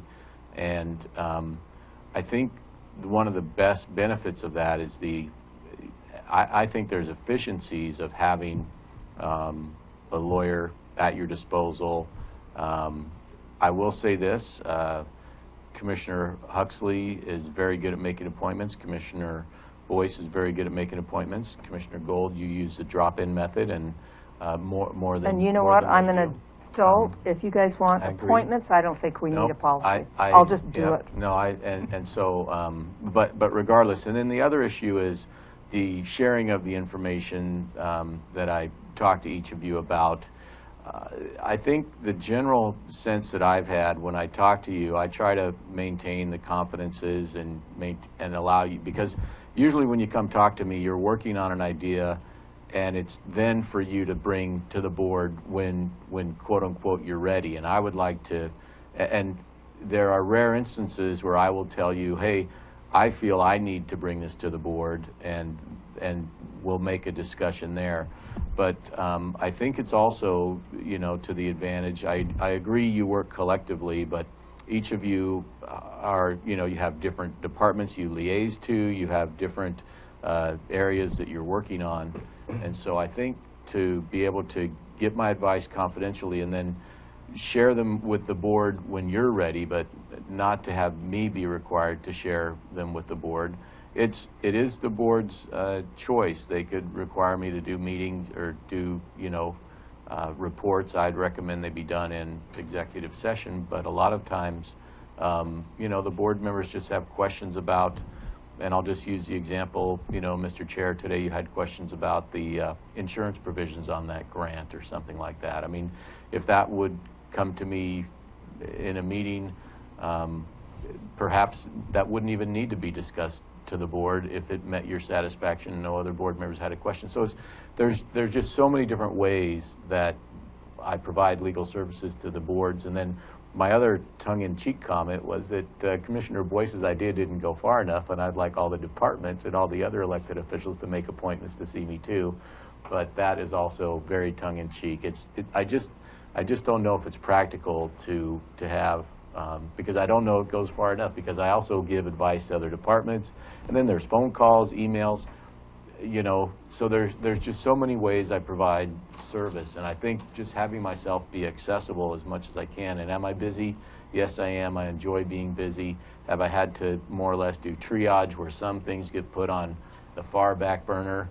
Yes, I have, but at the same time, I'm trying to provide service not just to the 3 county commissioners, but also to, you know, for instance, the assessor, or the development director, or the county accountant. So and to have each of them also make appointments, I think my support staff would be spending most of their time doing appointments versus doing follow-up tasks. So I think it's a great idea. I just don't know how it works as it rolls out.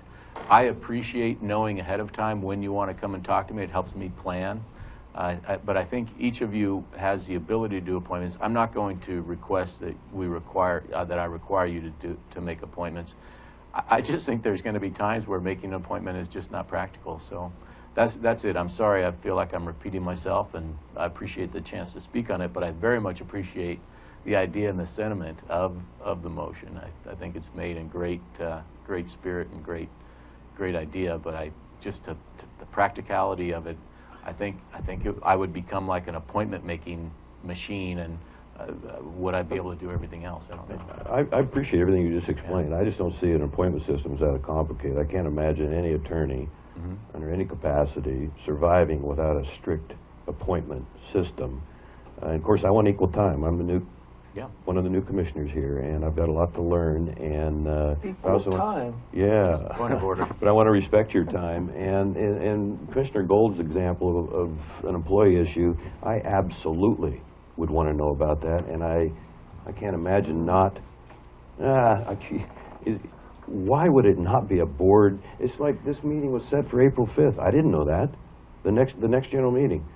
I'm not catching up here fast enough, and I don't know. I think that would have to be done in executive session. Well, if that's where we're headed, that is the proper way to go. And maybe that will be a positive result even from this request. It would take board direction.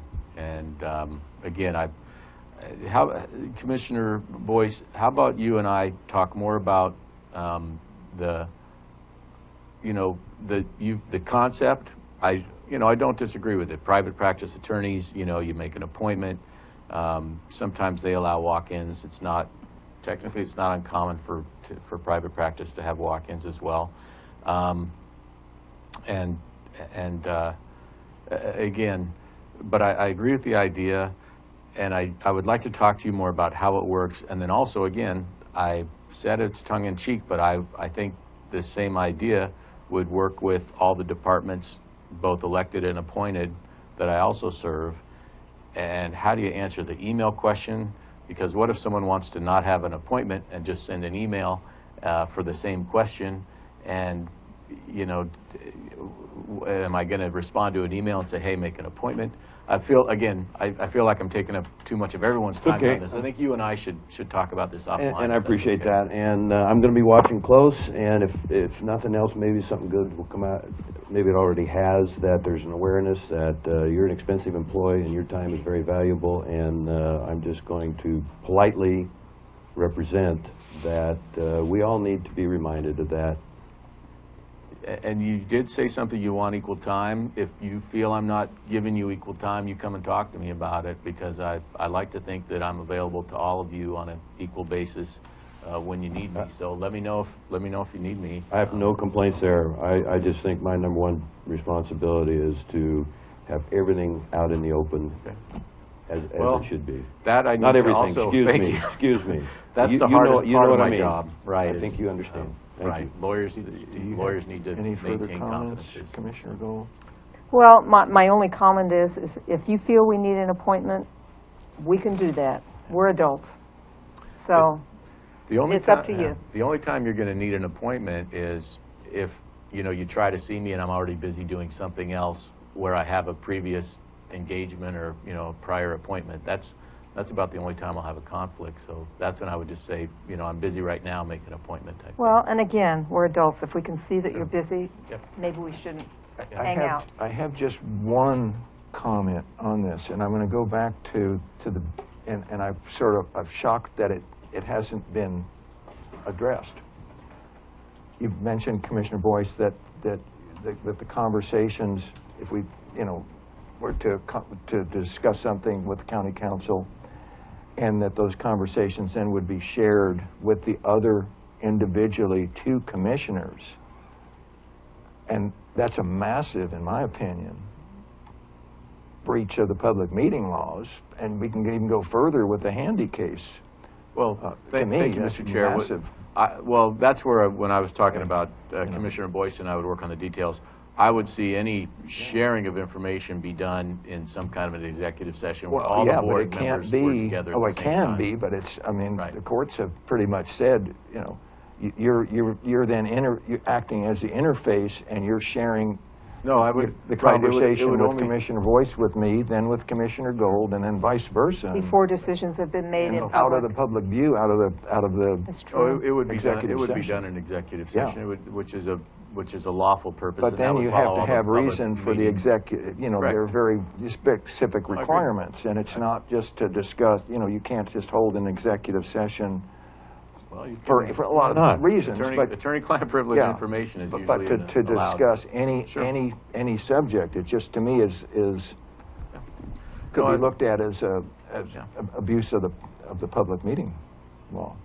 Well, the more times we spend together, the better it is for the people. Okay. Simple as that. All right. Not not sharing the information that way. Yeah, No, but- the information will be shared collectively, Mr. Chair, Yeah. pursuant to the public meetings laws. Absolutely. Yeah, but I didn't understand Commissioner Boyce to say anything otherwise in his proposal, so. Okay, so are we good to go to 10B then, formation of a consumption tax advisory committee? Yes, Mr. Chair. Commissioner Boyce?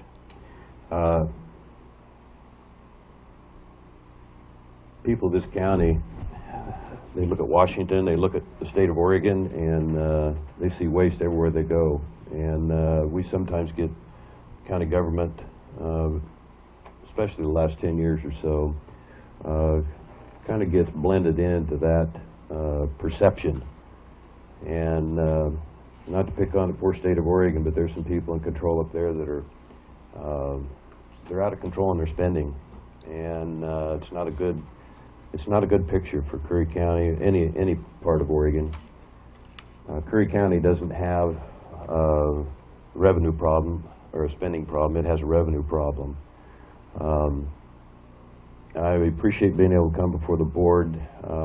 I have a stack of paperwork that is about 8 or 10 inches high, previous commission boards and committees that have worked on sales tax, consumption tax, transient lodging tax, and some almost exceptional information. I haven't read through it all, obviously, and I'm not in favor of any new taxes without proper review.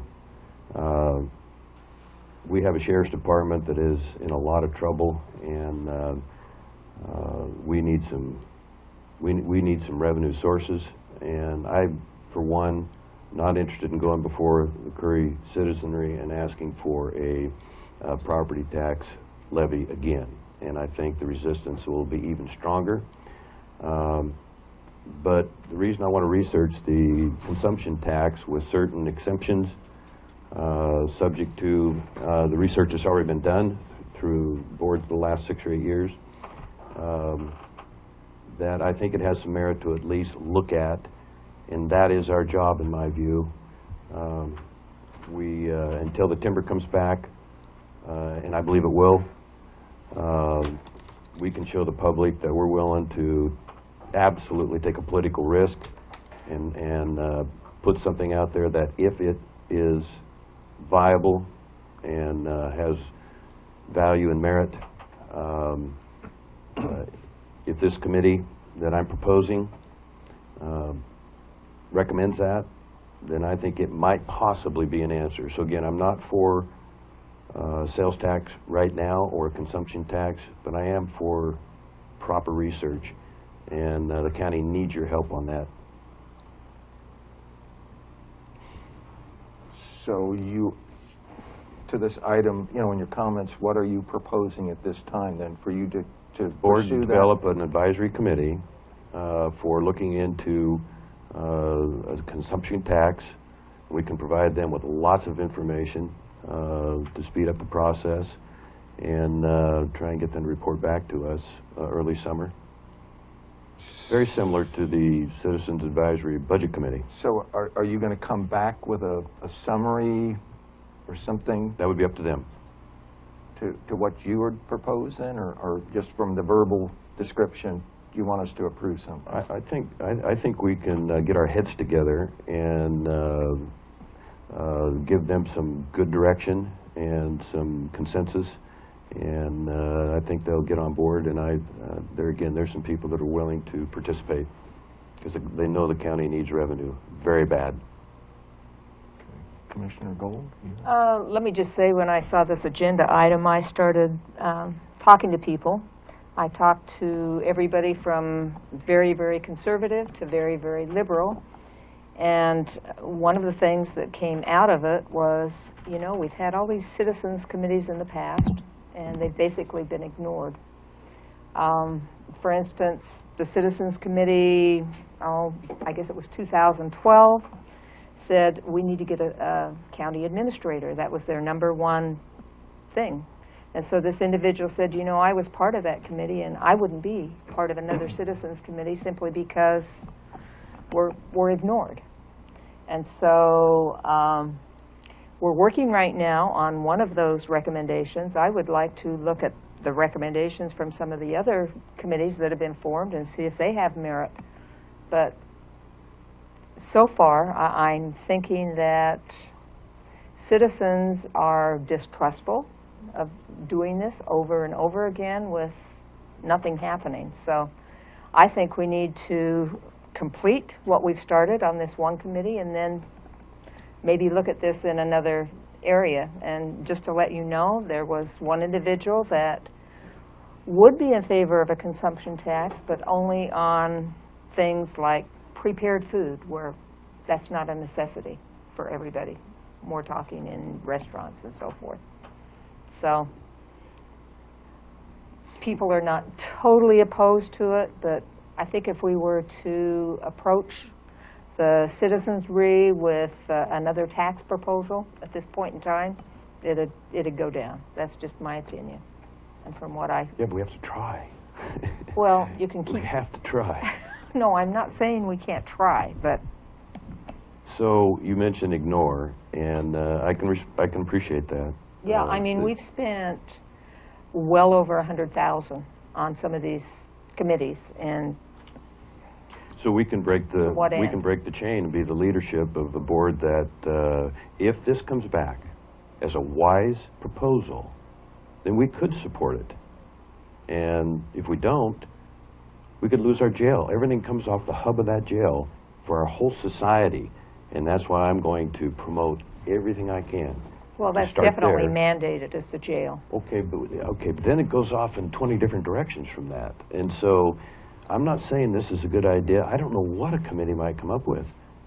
One example you just offered, maybe it would be a $2,000 maximum purchase so we don't hurt our car dealerships in Brookings. Everybody pays something over here. Or the property tax people get hit with a bill every time, and they're basically saying, as you just referenced, no more. And I agree with you. Mm-hmm. In my view, well, for whatever that's worth, it would not pass. This might, and there's tremendous amounts of tourism money out there that, if done in the right capacity, small percentage might work. I've got a lot of friends in the tourism business that'll probably run me out of town, but when the tourism come to this town and the response times for the sheriff's deputies gets longer and longer, I don't think most tourists are looking at they don't even notice tax as it. an impediment to coming. I really And don't. we don't even know how much could be raised. And we don't know what the administrative costs would be. I mean, it's not an uncomplicated thing, but there's already been substantial work done. I'm asking the board to Is consider. this by other committees that it's been done? Other boards or- and other commissioners that they may have lost their nerve to actually support it. And I understand, but I'm not here for political reasons. I'm here so that I can live the rest of my life here in a secure environment. And I think that's why people put me here, to make the tough choices. We have basically 2 sentences here in the background note. Yeah, I know, I misspelled It's- Commissioner, and I... Oh, no, I didn't even, I wasn't looking at, but thank you. I didn't edit But it very well. I didn't have even, time. you know, do that, but Oh, what I'm my saying, goodness. I would, if you're interested in, and I speak for myself only, coming back for approval to do something, bring me back a report, 1 or 2 pages, summary why you think that we should do this, not just 2 sentences. That's my comment. Fair enough. That sounds like But I'm be supporting a sales succinct, tax until I get you the know. qualified people that are willing to Well, sit but down. at and- least what's your, more detail on what your perception, what your vision is, what All right, your plan I'll is. take that Not challenge. just a couple How of many on the sentences. committee? When would you meet? Well, That kind of thing. because, yeah. we Don't could make go me off read that on the- 10 inches of material. On the Citizens Budget Advisory Committee, I tried, because of a couple of things I'd heard, and, you know, I get a phone call, I just tried to get some minutes from that, you know, to find out so I could learn a little bit. I couldn't even get minutes, and I contacted one of the fellows that's a member of the committee. We can't get the minutes either. Do you realize, though, how many times they've met and the amount of time that they've contributed? And you're concerned that they don't have minutes? I mean, they're stretched pretty Yes, I'm thin. concerned for the public, anybody who's not in the meetings, to learn what's Yeah, but going on in that budget committee. let's don't Yeah, point a yeah, finger I'm at them concerned. publicly. Let's go knock on their But- door and say, Anyway. could we possibly ask If- for some minutes to be? Okay. Yeah, well, I mean, Okay. that's how you So, get things done, in my Are- opinion. Are we ready to go, are we okay to go to the next item then? Yes, do we have a consensus here on what your request, I think I understood. Well, no, your- I'm just saying, I would ask for a 1 or 2 page report, summary report from you to put down what it is you're really, you know, in more detail, what it is you want to propose here. And as I stated, I think that's fair enough, and I will offer that as quickly as I can get it done. Okay. Thank you. Okay, so we're going to go to, okay, agenda item 12, we had moved up. So agenda item 13, on commissioner updates, liaison department activity reports, we have 2 activity reports. We have one on, this is on 13A, is an activity report from the Community Development Department. It's the monthly report, I think, and the other one is from the assessor. That's activity report, agenda item 13B. I wish more departments would do this on it. They're great reports. I agree with you. on that. They summarize what the activity's been, from the number of permits to the number of documents they were able to scan in to make it easier for people to have access online in the surveyor's situation. He's even went so far as, he's got some great compliments recently, written compliments from people outside the area raving about how great it was to be able to go onto the surveyor's website, not have to come in, and the public information was there for them at no charge. And they were so pleased that they took the time to compliment him. So I think that was great. Good. So They're not going to speak now. We have I the- think we just usually, you know, Very good. and if there were a question, yeah, but typically we just read it, you know, before the meeting. And I'm just commenting on what I think have been typically great reports, informative for us to. And I us and appreciate and those the public reports to read. too. We do something similar at the school board where each school does a report. It's kind of like department heads would be, and it's very informative and helps you keep up on what's going on. I thought Mr. Smith might be here today, and I was going to ask him. He had contacted the sheriff's department to see if they had an inventory of all the marijuana growers, and wanted to ask him if he sometimes gets a little bit nervous when he's out in the field working. And so I just have a little concern for that, but I'd be interested in Well, that he does, inventory. because So it's by a big job. statute with, you know, as he explained it, he didn't cite the statute, that the surveyor has the legal right with certain conditions to legally trespass. And you on wonder if a someone's pit bull's going property to come in order out to perform from his nowhere. job. Yeah. So it's- Of course, with So- marijuana being legalized, it might be a little easier, I would think. I don't know. I hope you're So right. do we have any let me see, let me go to this time it's Commissioner Gold goes first.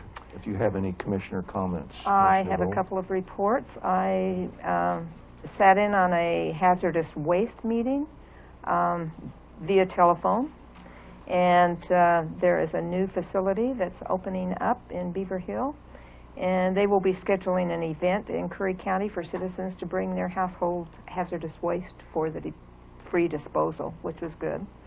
And also, I need to report that in my informal interviews with various citizens, they are still very interested in getting a county manager. So, just to let you know what's going on. Okay. Anything else? Nope, that's it. I'm Okay. short, sweet, and to the point. Okay. Commissioner Boyce. On ORIC, we are all in consensus, and they're okay to take control of their office, and I'm just double checking on that. The small they one. have, They already have the One one lease. small office that they are and leasing, they've been, and they want to get the other one, and I wrote That's going her- to take some time. Yeah, I wrote. Okay. Yeah. Yeah, I wrote her an email and just said, we and need they to were wait and see what our requested department needs to are. provide the insurance, the contractually required insurance, and I think that's where that is. Council Huddle, you're satisfied on the insurance requirement that seems to be moving fairly quickly. I'm satisfied that they're working on it. And in my experience, they should be able to come up with it in relatively short order.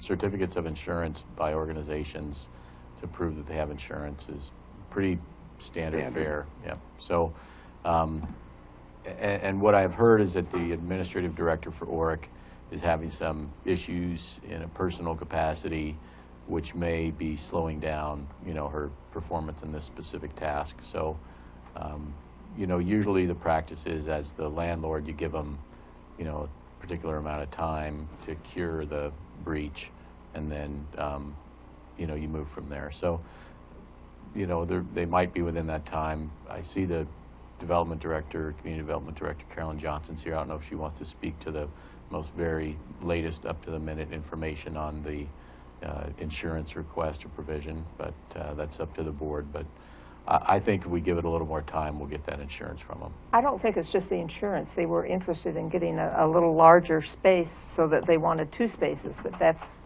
what I emailed her today about. We're not making that decision right now. But Carolyn, maybe you want to. I'm glad to see that somebody's following this and is on top of it. Yeah, well, I did That's tell a this compliment individual to that Carolyn, we yeah. had a standard rate for everybody, and Okay.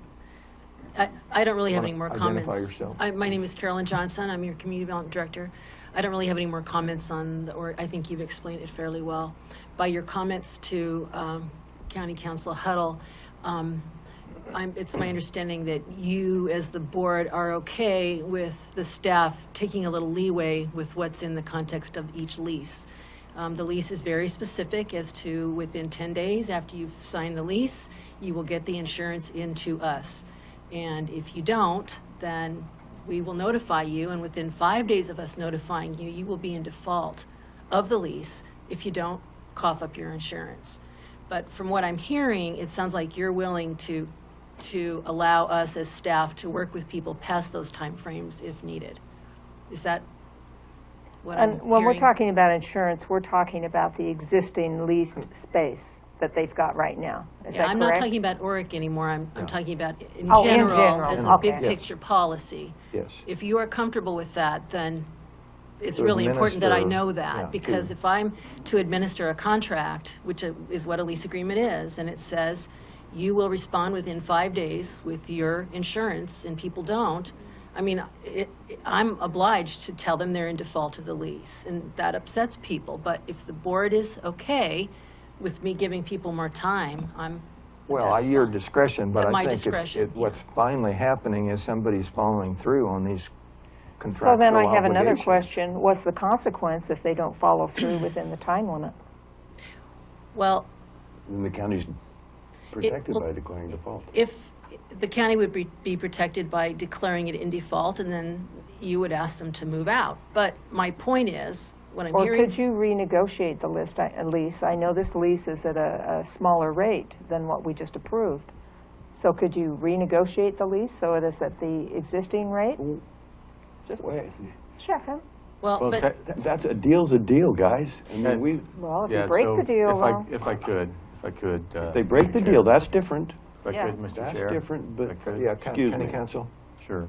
So, the leases have, standard terms, tenant defaults, and it says that, it says, in the event tenant shall breach or fail to keep or perform any agreement or condition of this lease, and if such default or violation shall continue or shall not be remedied within 5 days, after notice in writing thereof is given, specifying the matter claimed to be in default, the landlord may, at its option, and this is what Community Development Director Johnson's talking about, the leeway. The landlord may, at its option, immediately terminate and declare the rights in default. That's why maybe she's here today to say. it is, yeah. yes. And I'm here before you because if the board, if I'm not hearing a consensus, I need to get a consensus from you that word may gives me up to, if I decide they need another 2 months to get their insurance in because maybe their property's vacant and for another 2 months, then I have that discretion. I just need that comfort level because in my experience, an agreement is an agreement. And if you violate the agreement and you don't follow through on the terms, then there's consequences. So that's why I'm asking. It's sounding like you're comfortable in giving me some I am, discretion. Absolutely. Okay, all right, well, thank Mr. you. Gold, is that- I say use your good judgment. Okay, I thank think we you. have unanimous consensus. Okay, I'm going to So give you every, Sorry, go ahead. And Excuse the me, only go ahead. reason I say that is because we have an overabundance of spaces to lease. and Yes. So they're kind of in the driver's seat, let's face facts. okay.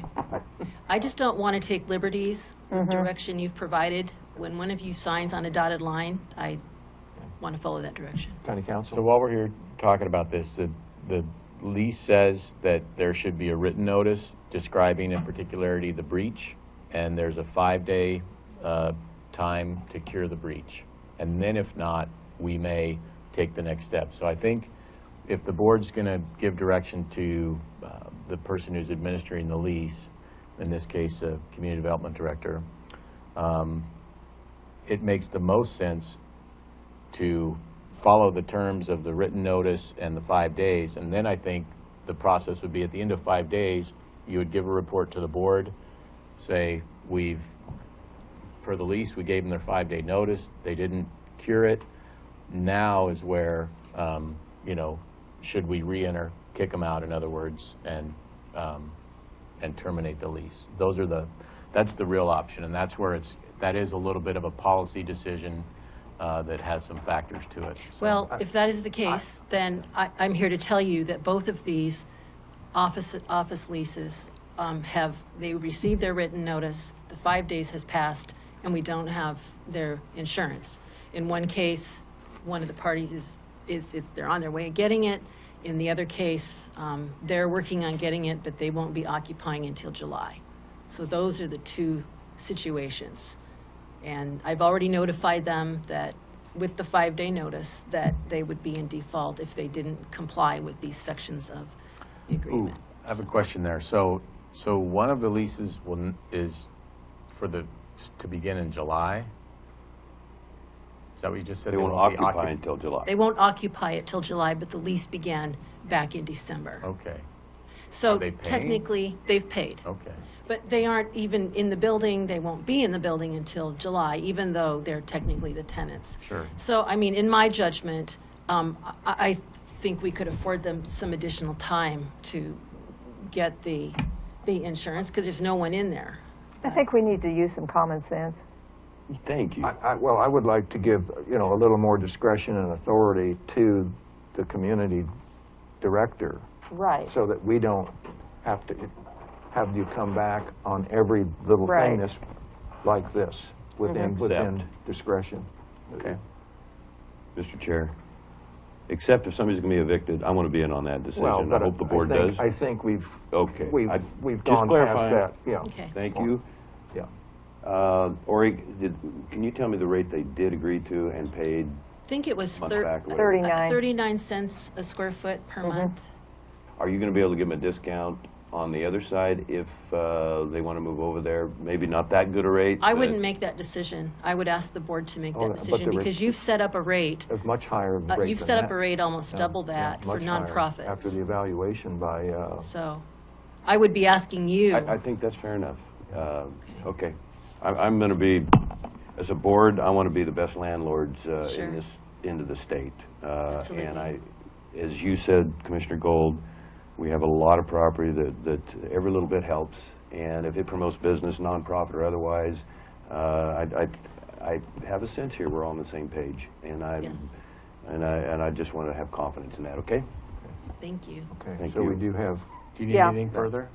No, I don't. I think it's very clear. Okay. I would suggest that in your future leases, that you include a little, maybe beef up the language a little bit, because if there are some parameters that you want, for instance, if there's an eviction and you want to be notified, I would agree. like that to be in the agreement. So, maybe we could, not on a high priority, but, I you mean, know, down the ask, road, ask, when the you know, next county lease. council to put that on a to-do list.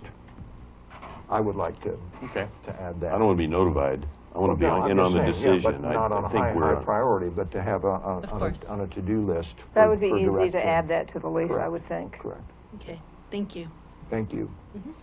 Thanks, Director Johnson. Okay, did you have anything else, Commissioner Boyce? I do. Okay. You ready? O&C, you know, I have this optimism, and you see it around the state, you see it around the western United States. Give me the liberty of reading this letter from AOCC, Association of Oregon Counties, to Secretary Ryan Zinke, finally confirmed as the new Interior Secretary from Montana, former Navy SEAL, former Oregon Duck football player. Here's a letter that was written just a couple days ago to him from the AOC board.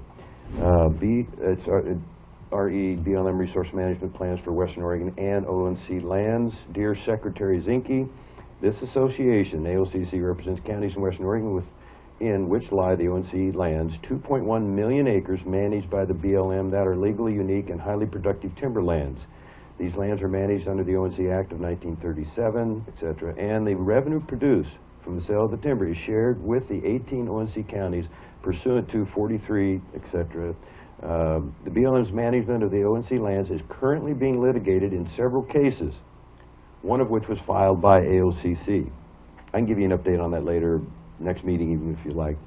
The BLM's 2016 resource management plans violate ONC Act requirements to manage according to principles of sustained yield, keep that term, and to harvest an average of not less than 500 million board feet per year. Again, in those 18 counties, 4 times that, 2.1 million acres in inventory. The BLM's 2016 RMPs do neither. We have been asked if AOCC supports withdrawal of the BLM's 2016 resource management plan as a way to resolve the litigation and restore proper management. The answer is a definite and resounding no. Until a replacement RMP resource management plan, and the AOCC is, and so is Oregon Association of Counties also in on that, developing that management plan. If the 2006, no, until a replacement that complies with the ONC Act is ready to implement in place of the deficient 2016 RMP. If that RMP is withdrawn, management will likely default to the plan in place before the adoption. As bad as the 216 RMPs are, its predecessor, the Northwest Forest Plan, that was under President Obama, and that was worse. The 2016 placed about 80% of ONC lands into reserves. I'm going to skip the rest of this paragraph. It refers to President Clinton, was slightly less painful. Several faulty legal assumptions inherent in the NWFP were carried over, and in effect, the 2016 RMPs, the litigation currently pending should result in correction of the faulty legal interpretation that have prevented proper management of the ONC lands for the last 20 years. Two more quick paragraphs. I appreciate your indulgence. In the 2016, if the RMPs are withdrawn, AOCC's current case could be dismissed as moot, and we might then be prevented from filing a new case challenging the same faulty assumptions in the Northwest Forest Plan. Due to the passage of time since the NWFP was first adopted, and for other procedural reasons, loss of our opportunity to obtain a judicial ruling setting forth the correct interpretation of the ONC Act would be an exceedingly unfortunate development. In truth, concluding here, a legislative solution would be the most efficient way to solve the issues that plague us. But in the absence of congressional action, a judicial decision is our challenge to the 16 RMPs is necessary. Immediate withdrawal of that plan would not improve the situation for the counties and rural communities affected by ongoing management of the ONC lands. It would make the situation worse. Tim Freeman, Douglas County Commissioner and acting AOCC President. The only thing I would add to that quickly is there's been a House bill and a Senate bill. The House bill to revert back to the 500 million board feet did pass. It wasn't directly for that outcome, but they're gaining on that. The Senate won 51 to 48, but our two senators voted against it, Wyden and Merkley, and that really hurts. Really hurts. And I'm going to see Merkley this coming Sunday, I think it is, here in Gold Beach, and so I'll have an opportunity to ask him about that and really ask for his support on behalf of all the counties. Thank you, Mr. Chair. Okay, so I'm looking. Okay, we're going to go into executive session. We're still in regular session at this point. What I would suggest is we take like a 5-minute break. And then we'll come back. It'll still be in regular session. Then we'll immediately go into executive session and ask everyone but the press and I think there'd be one attorney here to leave. But if we can at least take a little 5-minute break here, a little short recess. Okay. So let's say we come back. It's 12:27. Let's say we come back at 12:35. Thank you, Mr. Chair. Don't forget your microphone. Well done, Councilman. Well done.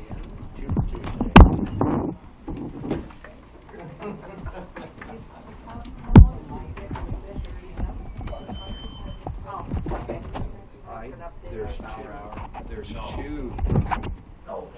I know there are 2 items. 2 items on it? I know there's 2 different statutes cited, so I'm assuming. It's the glow off my head. Recess. Think that one will work?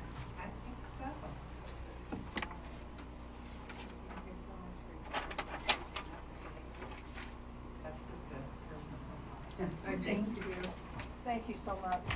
Thank you. I just want you to know that the kids at Working Terms High School are really. Okay. And I told Phil just he can work that out with you guys. Because if we had to, already had to use a flash drive or something, we could just put it in here just the way we did 2 weeks ago. Yeah, as long as it has an HDMI port, this one is lacking. Well, no, this has got a VGA. That's lacking what? HDMI port. It was supposed When I was using the supposed to, VGA, it was supposed to come with an HDMI. Yeah, Positively. right. Well, Oh. Both on a county level and a school level. Thanks a lot. Yeah, I wanted to, but We've only got No, 5 no, minutes. no, it was from the initial order, it was explicit, must have HDMI, not VGA. That's a faux pas. I'll get a hold of, maybe if you just have, you talk to Charles or Nick. They both know that. Okay, would the brand new one, would you ask them if they would just email Dan Springer and say, hey, Tom asked us to just email you direct, this thing came in with no HDMI port? Yeah, let him, so I don't get in the middle, no, it was explicit from the initial approval of the purchasing him. Springer was the one who HDMI, correct. HDMI, absolutely. I'll bring it up to Yeah, Charles. thank you. Yeah. Okay.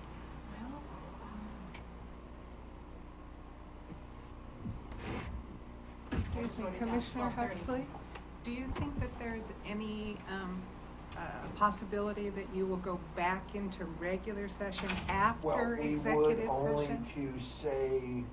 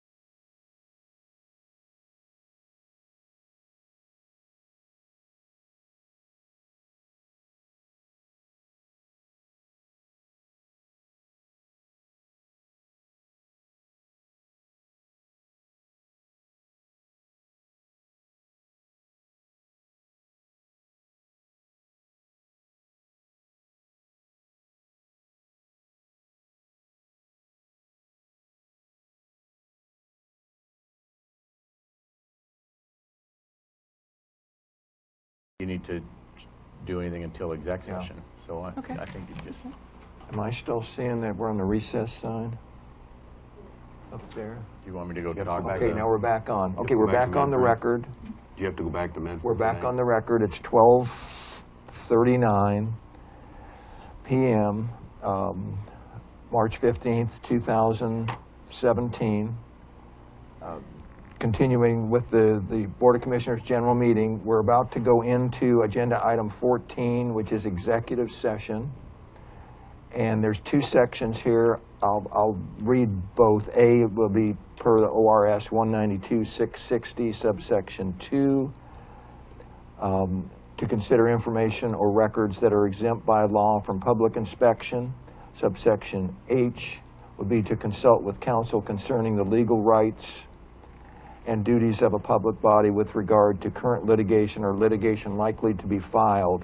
The second portion of this executive session will be per, again, ORS 192-660, subsection 2, subsection F, to discuss information exempt from public disclosure pursuant to ORS 192-501, subsection 22, ORS 192-502, subsection 1, subsection 8, and subsection 33, county security features and plans. We'll go into executive session. There's no one here from the press. We do have the Tracy McGovern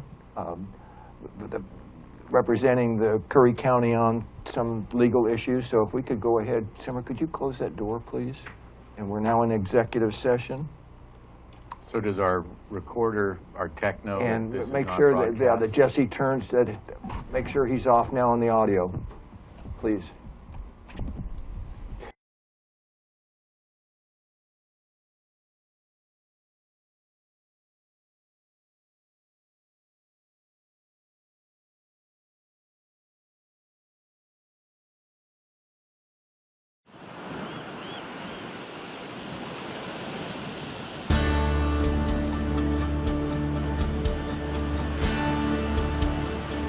What draws you to the Oregon coast? Is it the green and blue surf on a brilliant sunny day, or angry, boiling waves during a raging winter storm? Do you prefer quiet coves or powerful breakers churning the sand? How about sand castles? Do you come for the rising tide or the setting sun, to marvel at whales gliding through the sea or flying in the sky? Reasons to travel the Pacific Coast Scenic Byway are as far-reaching as your imagination. This is a spectacular part of Oregon that traces the entire coastline along Highway 101, guiding you to the sea and away again, to coastal towns big and small, lowland marshes, and breathtaking overlooks. It's a long byway stretching from the mouth of the Columbia River to the California border, 363 miles in all, of some of the most unblemished, awe-inspiring seascapes you'll find anywhere. In addition to its designation as a scenic byway, Highway 101 in Oregon also has been selected as an all-American road. That means when you come here, you will experience one of only 31 roads considered to be the best of the best in America. You know, when people come to the Oregon coast, they're really astonished how beautiful it is, and what separates it from many of the other places in North America that are coastal is how undeveloped it is. And that's because Oregon had a very far-sighted land use program back in the 1970s.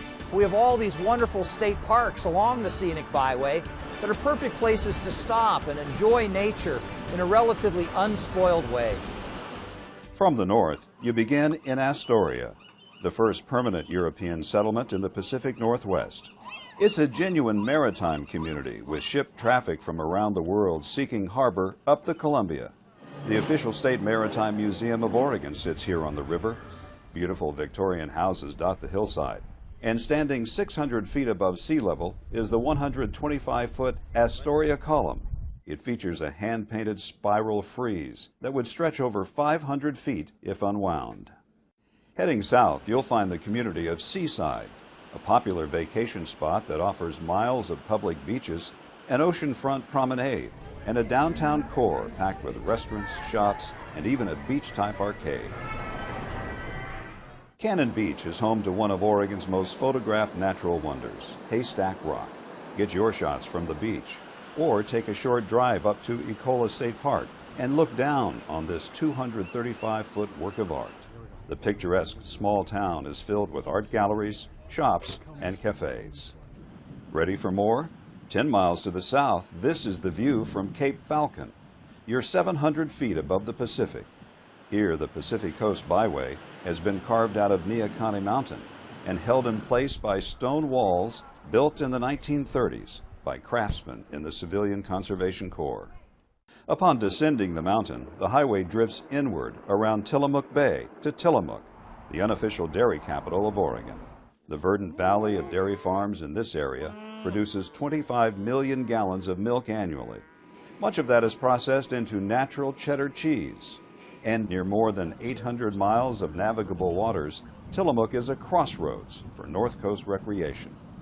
From here, you owe it to yourself to veer off Highway 101 to explore the Three Capes Scenic Loop. This drive places you right at the beach, beginning with Cape Mears, home to the shortest lighthouse in Oregon. 9 lighthouses stand sentinel along Oregon's coastline. They're monuments to our maritime heritage, towering links to the past, and as much a part of the rugged Oregon coastal landscape as any offshore monolith. The Cape Mears Lighthouse was first illuminated in 1890. Oregon's oldest lighthouse is at Cape Blanco, the westernmost point in the state. It was commissioned in 1870 to aid shipping generated by gold mining and the lumber industry. The 93-foot-high Yaquina Head Lighthouse is the tallest in Oregon. Today, its automated light continues to aid navigation at the entrance to Yaquina Bay. Many of the lighthouses are open to the public. Most happen to be excellent places to view nesting seabirds and offshore sea life. Tide pools, those rocky areas between high and low tides, support unique and diverse plants and animals. Vast amounts of colorful, otherworldly creatures wait to be discovered. But walk cautiously. These organisms are tough enough to withstand the pounding surf, but are utterly vulnerable to human activity. Wildlife and sea life abound on the coast. There are 6 national wildlife refuges along the Oregon coast. The Pacific Coast Scenic Byway bisects these refuges or goes alongside them. It provides you the opportunity to see a wide variety of abundant wildlife, including seabirds, seals and sea lions, deer and elk, and many other wildlife. Cape Kiwanda lies at the southern end of the Three Capes Scenic Loop, near the town of Pacific City. Here you'll find a second haystack rock on the byway. Hike up the dune to marvel at stunning views of sandstone formations as they turn yellow, gold, or even red in the changing sunlight. If your timing is right, you'll spot 1 or 2 of the dory fleet sprint onto the beach after a day of fishing. How's this for a dinner setting? Restaurants along the Pacific Coast Scenic Byway accommodate just about any taste. Many serve an ocean view with every meal. Up and down the coast, you'll find seafood, of course, but don't limit yourself just because you're by the water. The Central Coast begins around Lincoln City, which is one of the larger communities on the byway. It has a reputation for being windy and was recognized by Kite Lines magazine as the best place to fly a kite in North America. It was incorporated from several small towns, and as a result, offers a sandy beach that is 7.5 miles long. A number of small state parks lie nestled along the ocean between Lincoln City and Newport. Stop, get out of your car, and take in the commanding views that are there, right next to your all-American road. Depot Bay boasts the world's smallest navigable harbor, 6 square acres in all. A seawall runs the length of the downtown, so everywhere you go, you're rewarded with a dramatic view of the Pacific. It's considered Oregon's whale-watching capital, with thousands making their way past Oregon each fall and spring. Fishing and whale-watching excursions regularly set sail from this little harbor. Leaving Depot Bay, you'll soon find yourself at Cape Foulweather, a basalt outcropping that looms 500 feet above the water. It was here, in 1778, British Captain James Cook first sighted the mainland of North America on the Pacific coast. A fierce storm that almost put an end to his expedition earned this rugged stretch of coastline its name. Coastal weather can change by the hour. You will find a lot of wet days, but rain can become blue sky with white clouds in an afternoon. Mist kissing the headlands burns away, or storms can last for days. Some people come for those storms. Whether you find sunbursts of happiness or cloud cover like a quilt, there's always a reason to come back. Like Lincoln City, Newport is one of the larger towns on the byway. The historic bayfront on the north side of Yaquina Bay hosts one of Oregon's largest commercial fishing fleets. It has a busy, genuine working waterfront feel, with fish plants and boats coming and going from as far away as Alaska. On the south side of the bay is the Oregon Coast Aquarium. Share waters beneath the ocean with sharks and rays. And don't miss the sea otters at mealtime. Now, all 4 of our otters were rescued otters. They were found out in the wild. For the next 50 miles, your trip along Highway 101 hugs the coast. Many more state parks offer opportunities to stop and take in outstanding vistas, crashing waves, and offshore rock formations. 2 small towns of note are Waldport and Yachats. Waldport sits on Alsea Bay, where fishing, clamming, and crabbing are popular.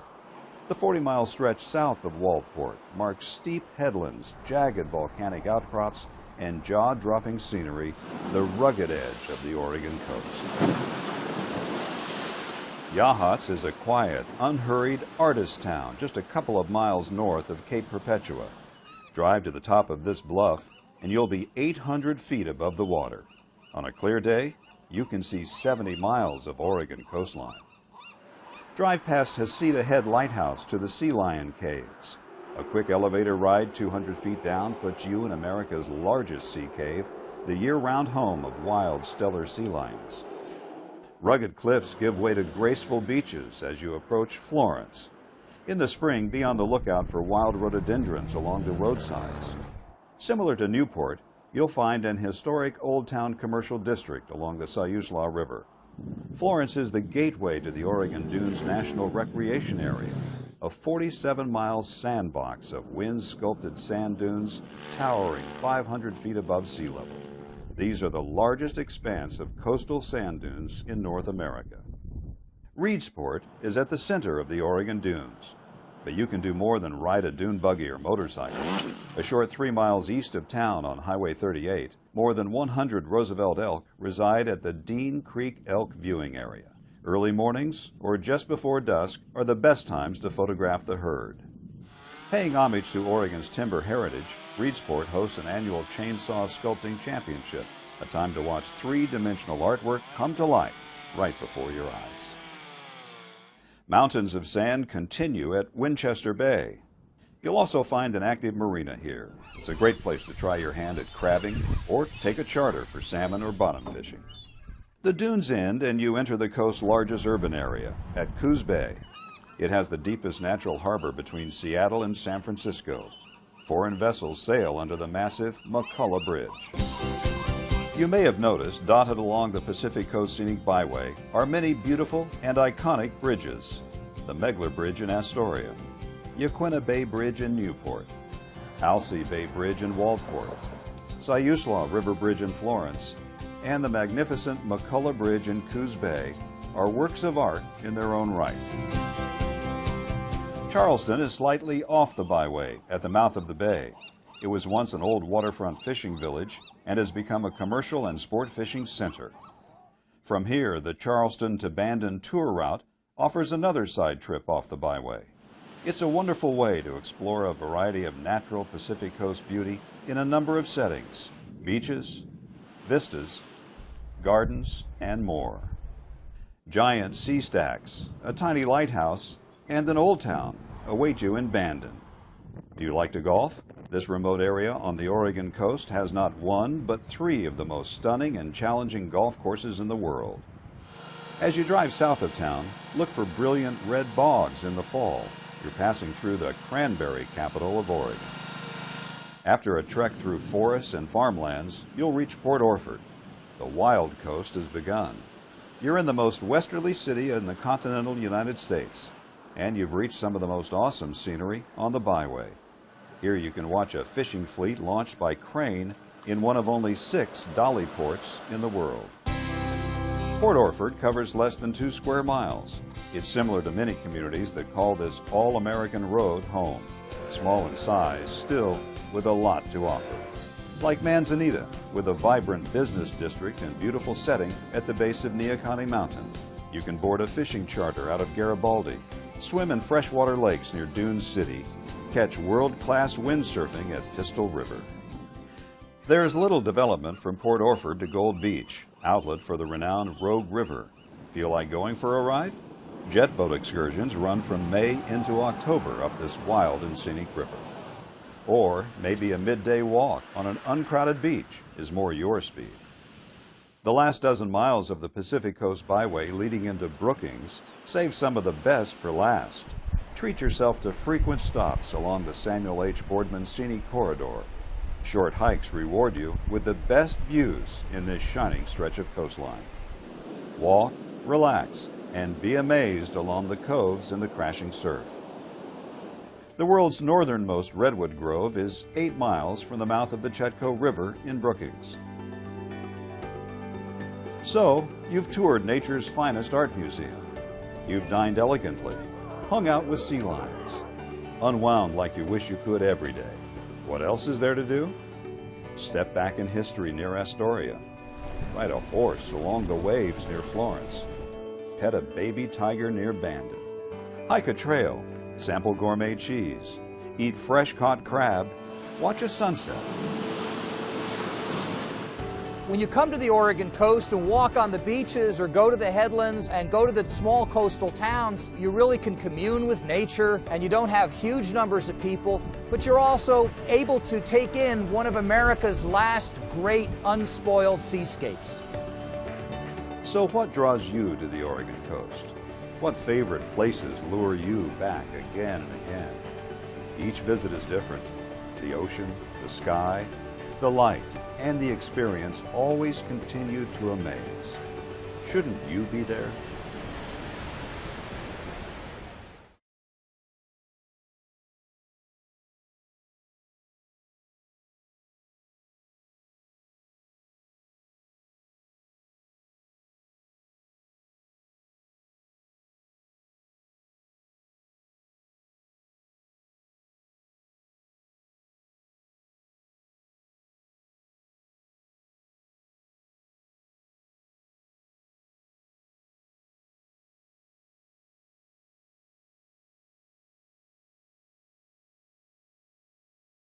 America's 3,069 county governments provide fundamental services for building healthy, safe, and vibrant communities.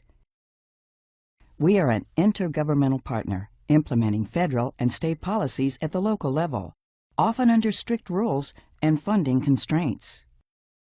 County governments, through the National Association of Counties, engage federal policymakers on a range of issues like transportation, infrastructure, healthcare, public safety, and public lands management. All of these issues are vital to our nation's quality of life and our long-term prosperity. Decisions made by the White House, Congress, and federal courts have a major cascading impact on our ability to lead our communities and pursue a better future. Let's look at why federal policies matter to county government and why county government matters to America. Counties provide vital services that keep our communities thriving and secure. We own and maintain 45% of roads and 4 out of 10 bridges. We own more than a third of the airports and hundreds of hospitals and thousands of courthouses, jails, 911 call centers, and libraries. We play a critical role during emergencies like hurricanes, floods, and snowstorms. What if you called 911 and no one answered? What if you couldn't reach your medical facility because roads and bridges were in disrepair or never built? County governments are an indispensable part of the infrastructure and services that keep residents safe and connected. But with very limited revenue options under most state constitutions and laws, counties must make every penny count in order to fulfill federal and state mandates and required responsibilities. Nothing is more basic in our society than essential public facilities like schools, hospitals, airports, jails, bridges, and other infrastructure. Yet proposals have surfaced to eliminate or scale back tax-exempt municipal bonds. For over a century, municipal bonds have been the lifeblood for our nation's public infrastructure, helping finance more than $3.7 trillion in essential projects. If tax-exempt municipal bonds were eliminated or scaled back, county governments and our residents would face billions in new costs when financing vital facilities. Additionally, counties rely on MAP 21 and the Federal Highway Trust Fund to complement local transportation financing resources. With growing demands and mounting costs, we need a reliable federal partner to invest with us in our nation's economic growth and competitiveness. We need a long-term legislative solution with increased funding to ensure continued success in operating our nation's transportation system. Counties face further revenue losses each year because billions of dollars in e-commerce sales tax revenue isn't collected. The Marketplace Fairness Act would enable states and localities to collect existing, already owed taxes. It would also level the playing field between many Internet retailers who don't collect sales taxes and Main Street businesses that do. County governments provide support services to federal public lands, touching 700 million annual visitors.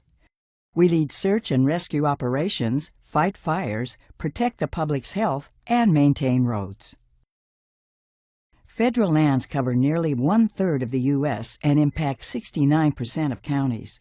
Because federal land is exempt from local property taxes, counties depend on PILT, the Payment in Lieu of Taxes program, to provide essential services. The Secure Rural Schools program provides assistance to rural counties and school districts affected by the decline in revenue from timber harvests on federal land. Decisions to cut or delay funding both programs undermine our ability to provide services and maintain public lands. Our intergovernmental partnerships don't end with legislation because counties also implement and comply with federal and state regulations. When considering environmental protections, we know our communities and care deeply about the environment. We need a stronger voice in shaping common-sense regulations that protect communities while also promoting economic growth. This is why NACO secured significant improvements to FEMA's flood insurance program and is pushing back on the waters of the U.S. proposed rule. Our message: federal policies matter to county government, and county government matters to America. Every level of government must work together to shape policies that improve the quality of life for all Americans. Whether it's building and maintaining infrastructure, providing essential services, or fostering economic growth, counties are on the front line serving their citizens. NACO stands ready to work with the administration and Congress to make our nation's communities healthier, safer, and more vibrant places to live and work.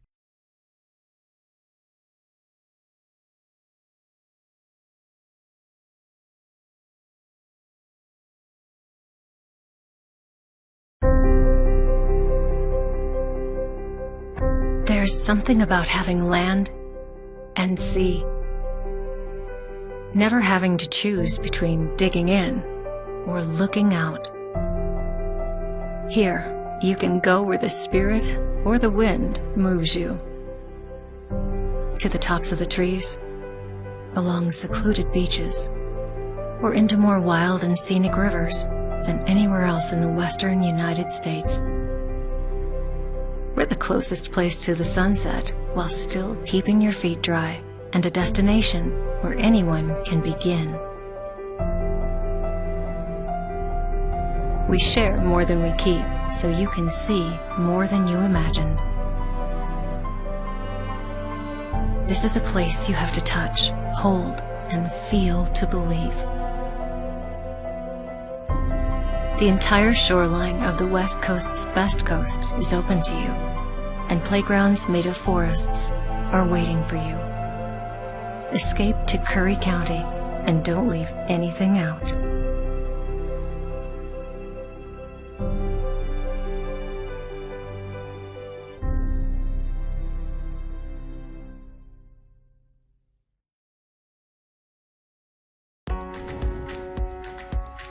Counties matter. Counties serve nearly every American every day. Urban, suburban, and rural, counties work with states, the federal government, and other public and private partners to keep our communities healthy, vibrant, and safe.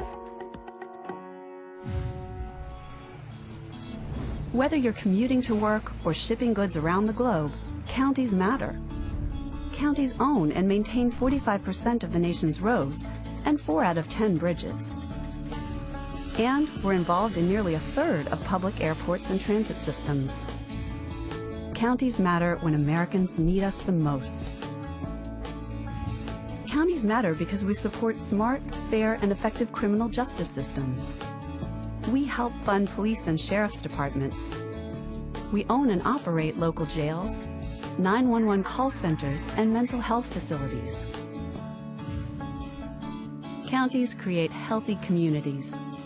We invest more than $80 billion in hospitals and medical services each year.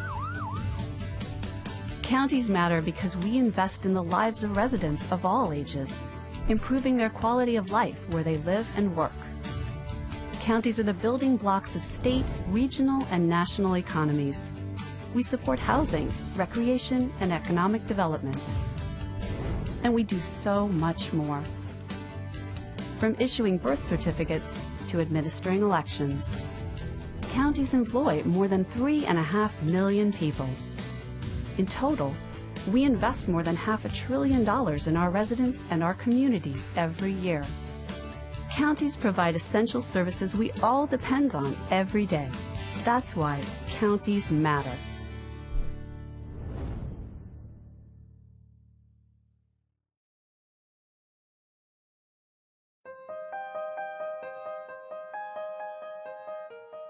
Why do counties matter? Simple. Counties provide the services we all depend on. If you're concerned about crime, get a regular flu shot,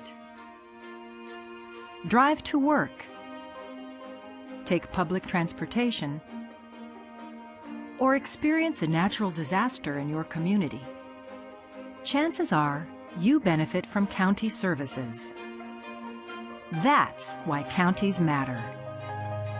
With America's system of federalism, counties are a key level of government, serving the people directly. So, do you vote? Had a recent hospital stay? Know someone in a nursing home? More reasons why counties matter. There are 3,069 counties across the country, with populations big and small. Most of us live and work in one. Even the nation's capital is considered a county. These county governments ensure that the food you eat in restaurants is safe. They care for the mentally ill, run court systems, build local economies, and operate 911 emergency systems. They manage parks and recreation facilities. And the list goes on. Thing is, counties serve the American people in so many ways, keeping our communities healthy, vibrant, safe, and fiscally sound. That's why counties matter.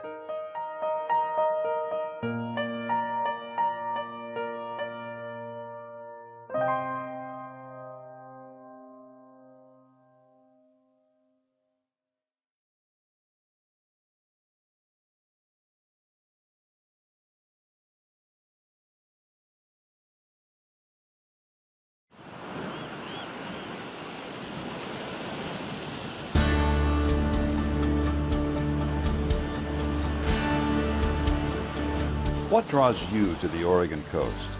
Is it the green and blue surf on a brilliant sunny day, or angry boiling waves during a raging winter storm?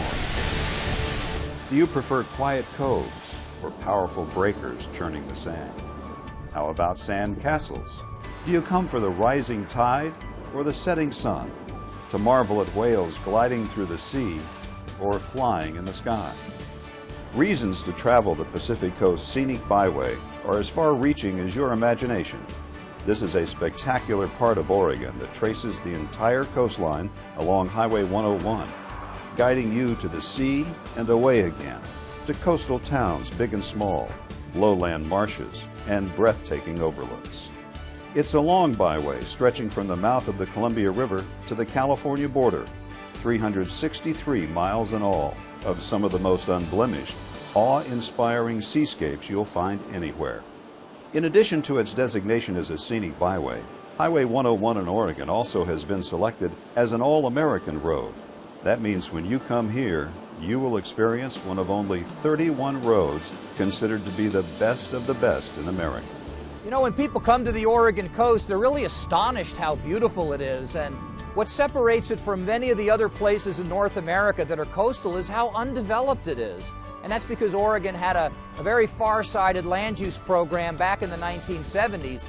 We have all these wonderful state parks along the scenic byway that are perfect places to stop and enjoy nature in a relatively unspoiled way. From the north, you begin in Astoria, the first permanent European settlement in the Pacific Northwest. It's a genuine maritime community with ship traffic from around the world seeking harbor up the Columbia. The official State Maritime Museum of Oregon sits here on the river. Beautiful Victorian houses dot the hillside. And standing 600 feet above sea level is the 125-foot Astoria Column. It features a hand-painted spiral frieze that would stretch over 500 feet if unwound. Heading south, you'll find the community of Seaside, a popular vacation spot that offers miles of public beaches, an oceanfront promenade, and a downtown core packed with restaurants, shops, and even a beach-type arcade. Cannon Beach is home to one of Oregon's most photographed natural wonders, Haystack Rock. Get your shots from the beach, or take a short drive up to Ecola State Park and look down on this 235-foot work of art. The picturesque small town is filled with art galleries, shops, and cafes. Ready for more? 10 miles to the south, this is the view from Cape Falcon. You're 700 feet above the Pacific. Here, the Pacific Coast Byway has been carved out of Neahkahnie Mountain and held in place by stone walls built in the 1930s by craftsmen in the Civilian Conservation Corps. Upon descending the mountain, the highway drifts inward around Tillamook Bay to Tillamook, the unofficial dairy capital of Oregon. The verdant valley of dairy farms in this area produces 25 million gallons of milk annually. Much of that is processed into natural cheddar cheese. And near more than 800 miles of navigable waters, Tillamook is a crossroads for North Coast recreation. From here, you owe it to yourself to veer off Highway 101 to explore the Three Capes Scenic Loop. This drive places you right at the beach, beginning with Cape Mears, home to the shortest lighthouse in Oregon. 9 lighthouses stand sentinel along Oregon's coastline. They're monuments to our maritime heritage, towering links to the past, and as much a part of the rugged Oregon coastal landscape as any offshore monolith. The Cape Mears Lighthouse was first illuminated in 1890. Oregon's oldest lighthouse is at Cape Blanco, the westernmost point in the state. It was commissioned in 1870 to aid shipping generated by gold mining and the lumber industry. The 93-foot-high Yaquina Head Lighthouse is the tallest in Oregon. Today, its automated light continues to aid navigation at the entrance to Yaquina Bay. Many of the lighthouses are open to the public. Most happen to be excellent places to view nesting seabirds and offshore sea life. Tide pools, those rocky areas between high and low tides, support unique and diverse plants and animals. Vast amounts of colorful, otherworldly creatures wait to be discovered. But walk cautiously. These organisms are tough enough to withstand the pounding surf, but are utterly vulnerable to human activity. Wildlife and sea life abound on the coast. There are 6 national wildlife refuges along the Oregon coast. The Pacific Coast Scenic Byway bisects these refuges or goes alongside them. It provides you the opportunity to see a wide variety of abundant wildlife, including seabirds, seals and sea lions, deer and elk, and many other wildlife. Cape Kiwanda lies at the southern end of the Three Capes Scenic Loop, near the town of Pacific City. Here you'll find a second Haystack Rock on the byway. Hike up the dune to marvel at stunning views of sandstone formations as they turn yellow, gold, or even red in the changing sunlight. If your timing is right, you'll spot one or two of the dory fleet sprint onto the beach after a day of fishing. How's this for a dinner setting? Restaurants along the Pacific Coast Scenic Byway accommodate just about any taste. Many serve an ocean view with every meal. Up and down the coast, you'll find seafood, of course, but don't limit yourself just because you're by the water. The Central Coast begins around Lincoln City, which is one of the larger communities on the byway. It has a reputation for being windy and was recognized by Kite Lines magazine as the best place to fly a kite in North America. It was incorporated from several small towns and as a result offers a sandy beach that is 7.5 miles long. A number of small state parks lie nestled along the ocean between Lincoln City and Newport. Stop, get out of your car, and take in the commanding views that are there, right next to your all-American road. Depot Bay boasts the world's smallest navigable harbor, 6 square acres in all. A seawall runs the length of the downtown, so everywhere you go, you're rewarded with a dramatic view of the Pacific. It's considered Oregon's whale-watching capital, with thousands making their way past Oregon each fall and spring. Fishing and whale-watching excursions regularly set sail from this little harbor.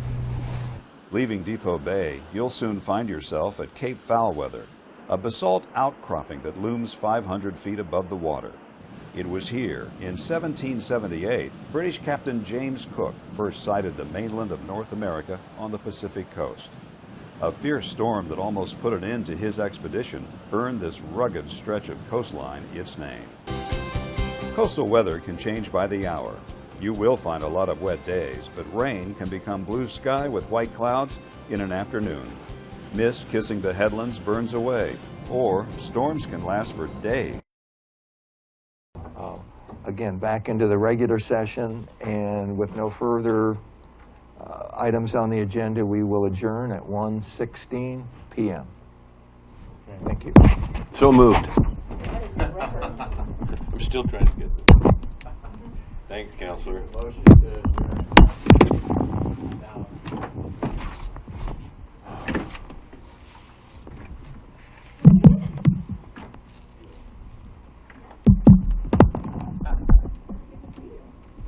These are off. Yeah, and I got the timers off. Good. And I want to check this this HD card and see if that whoops.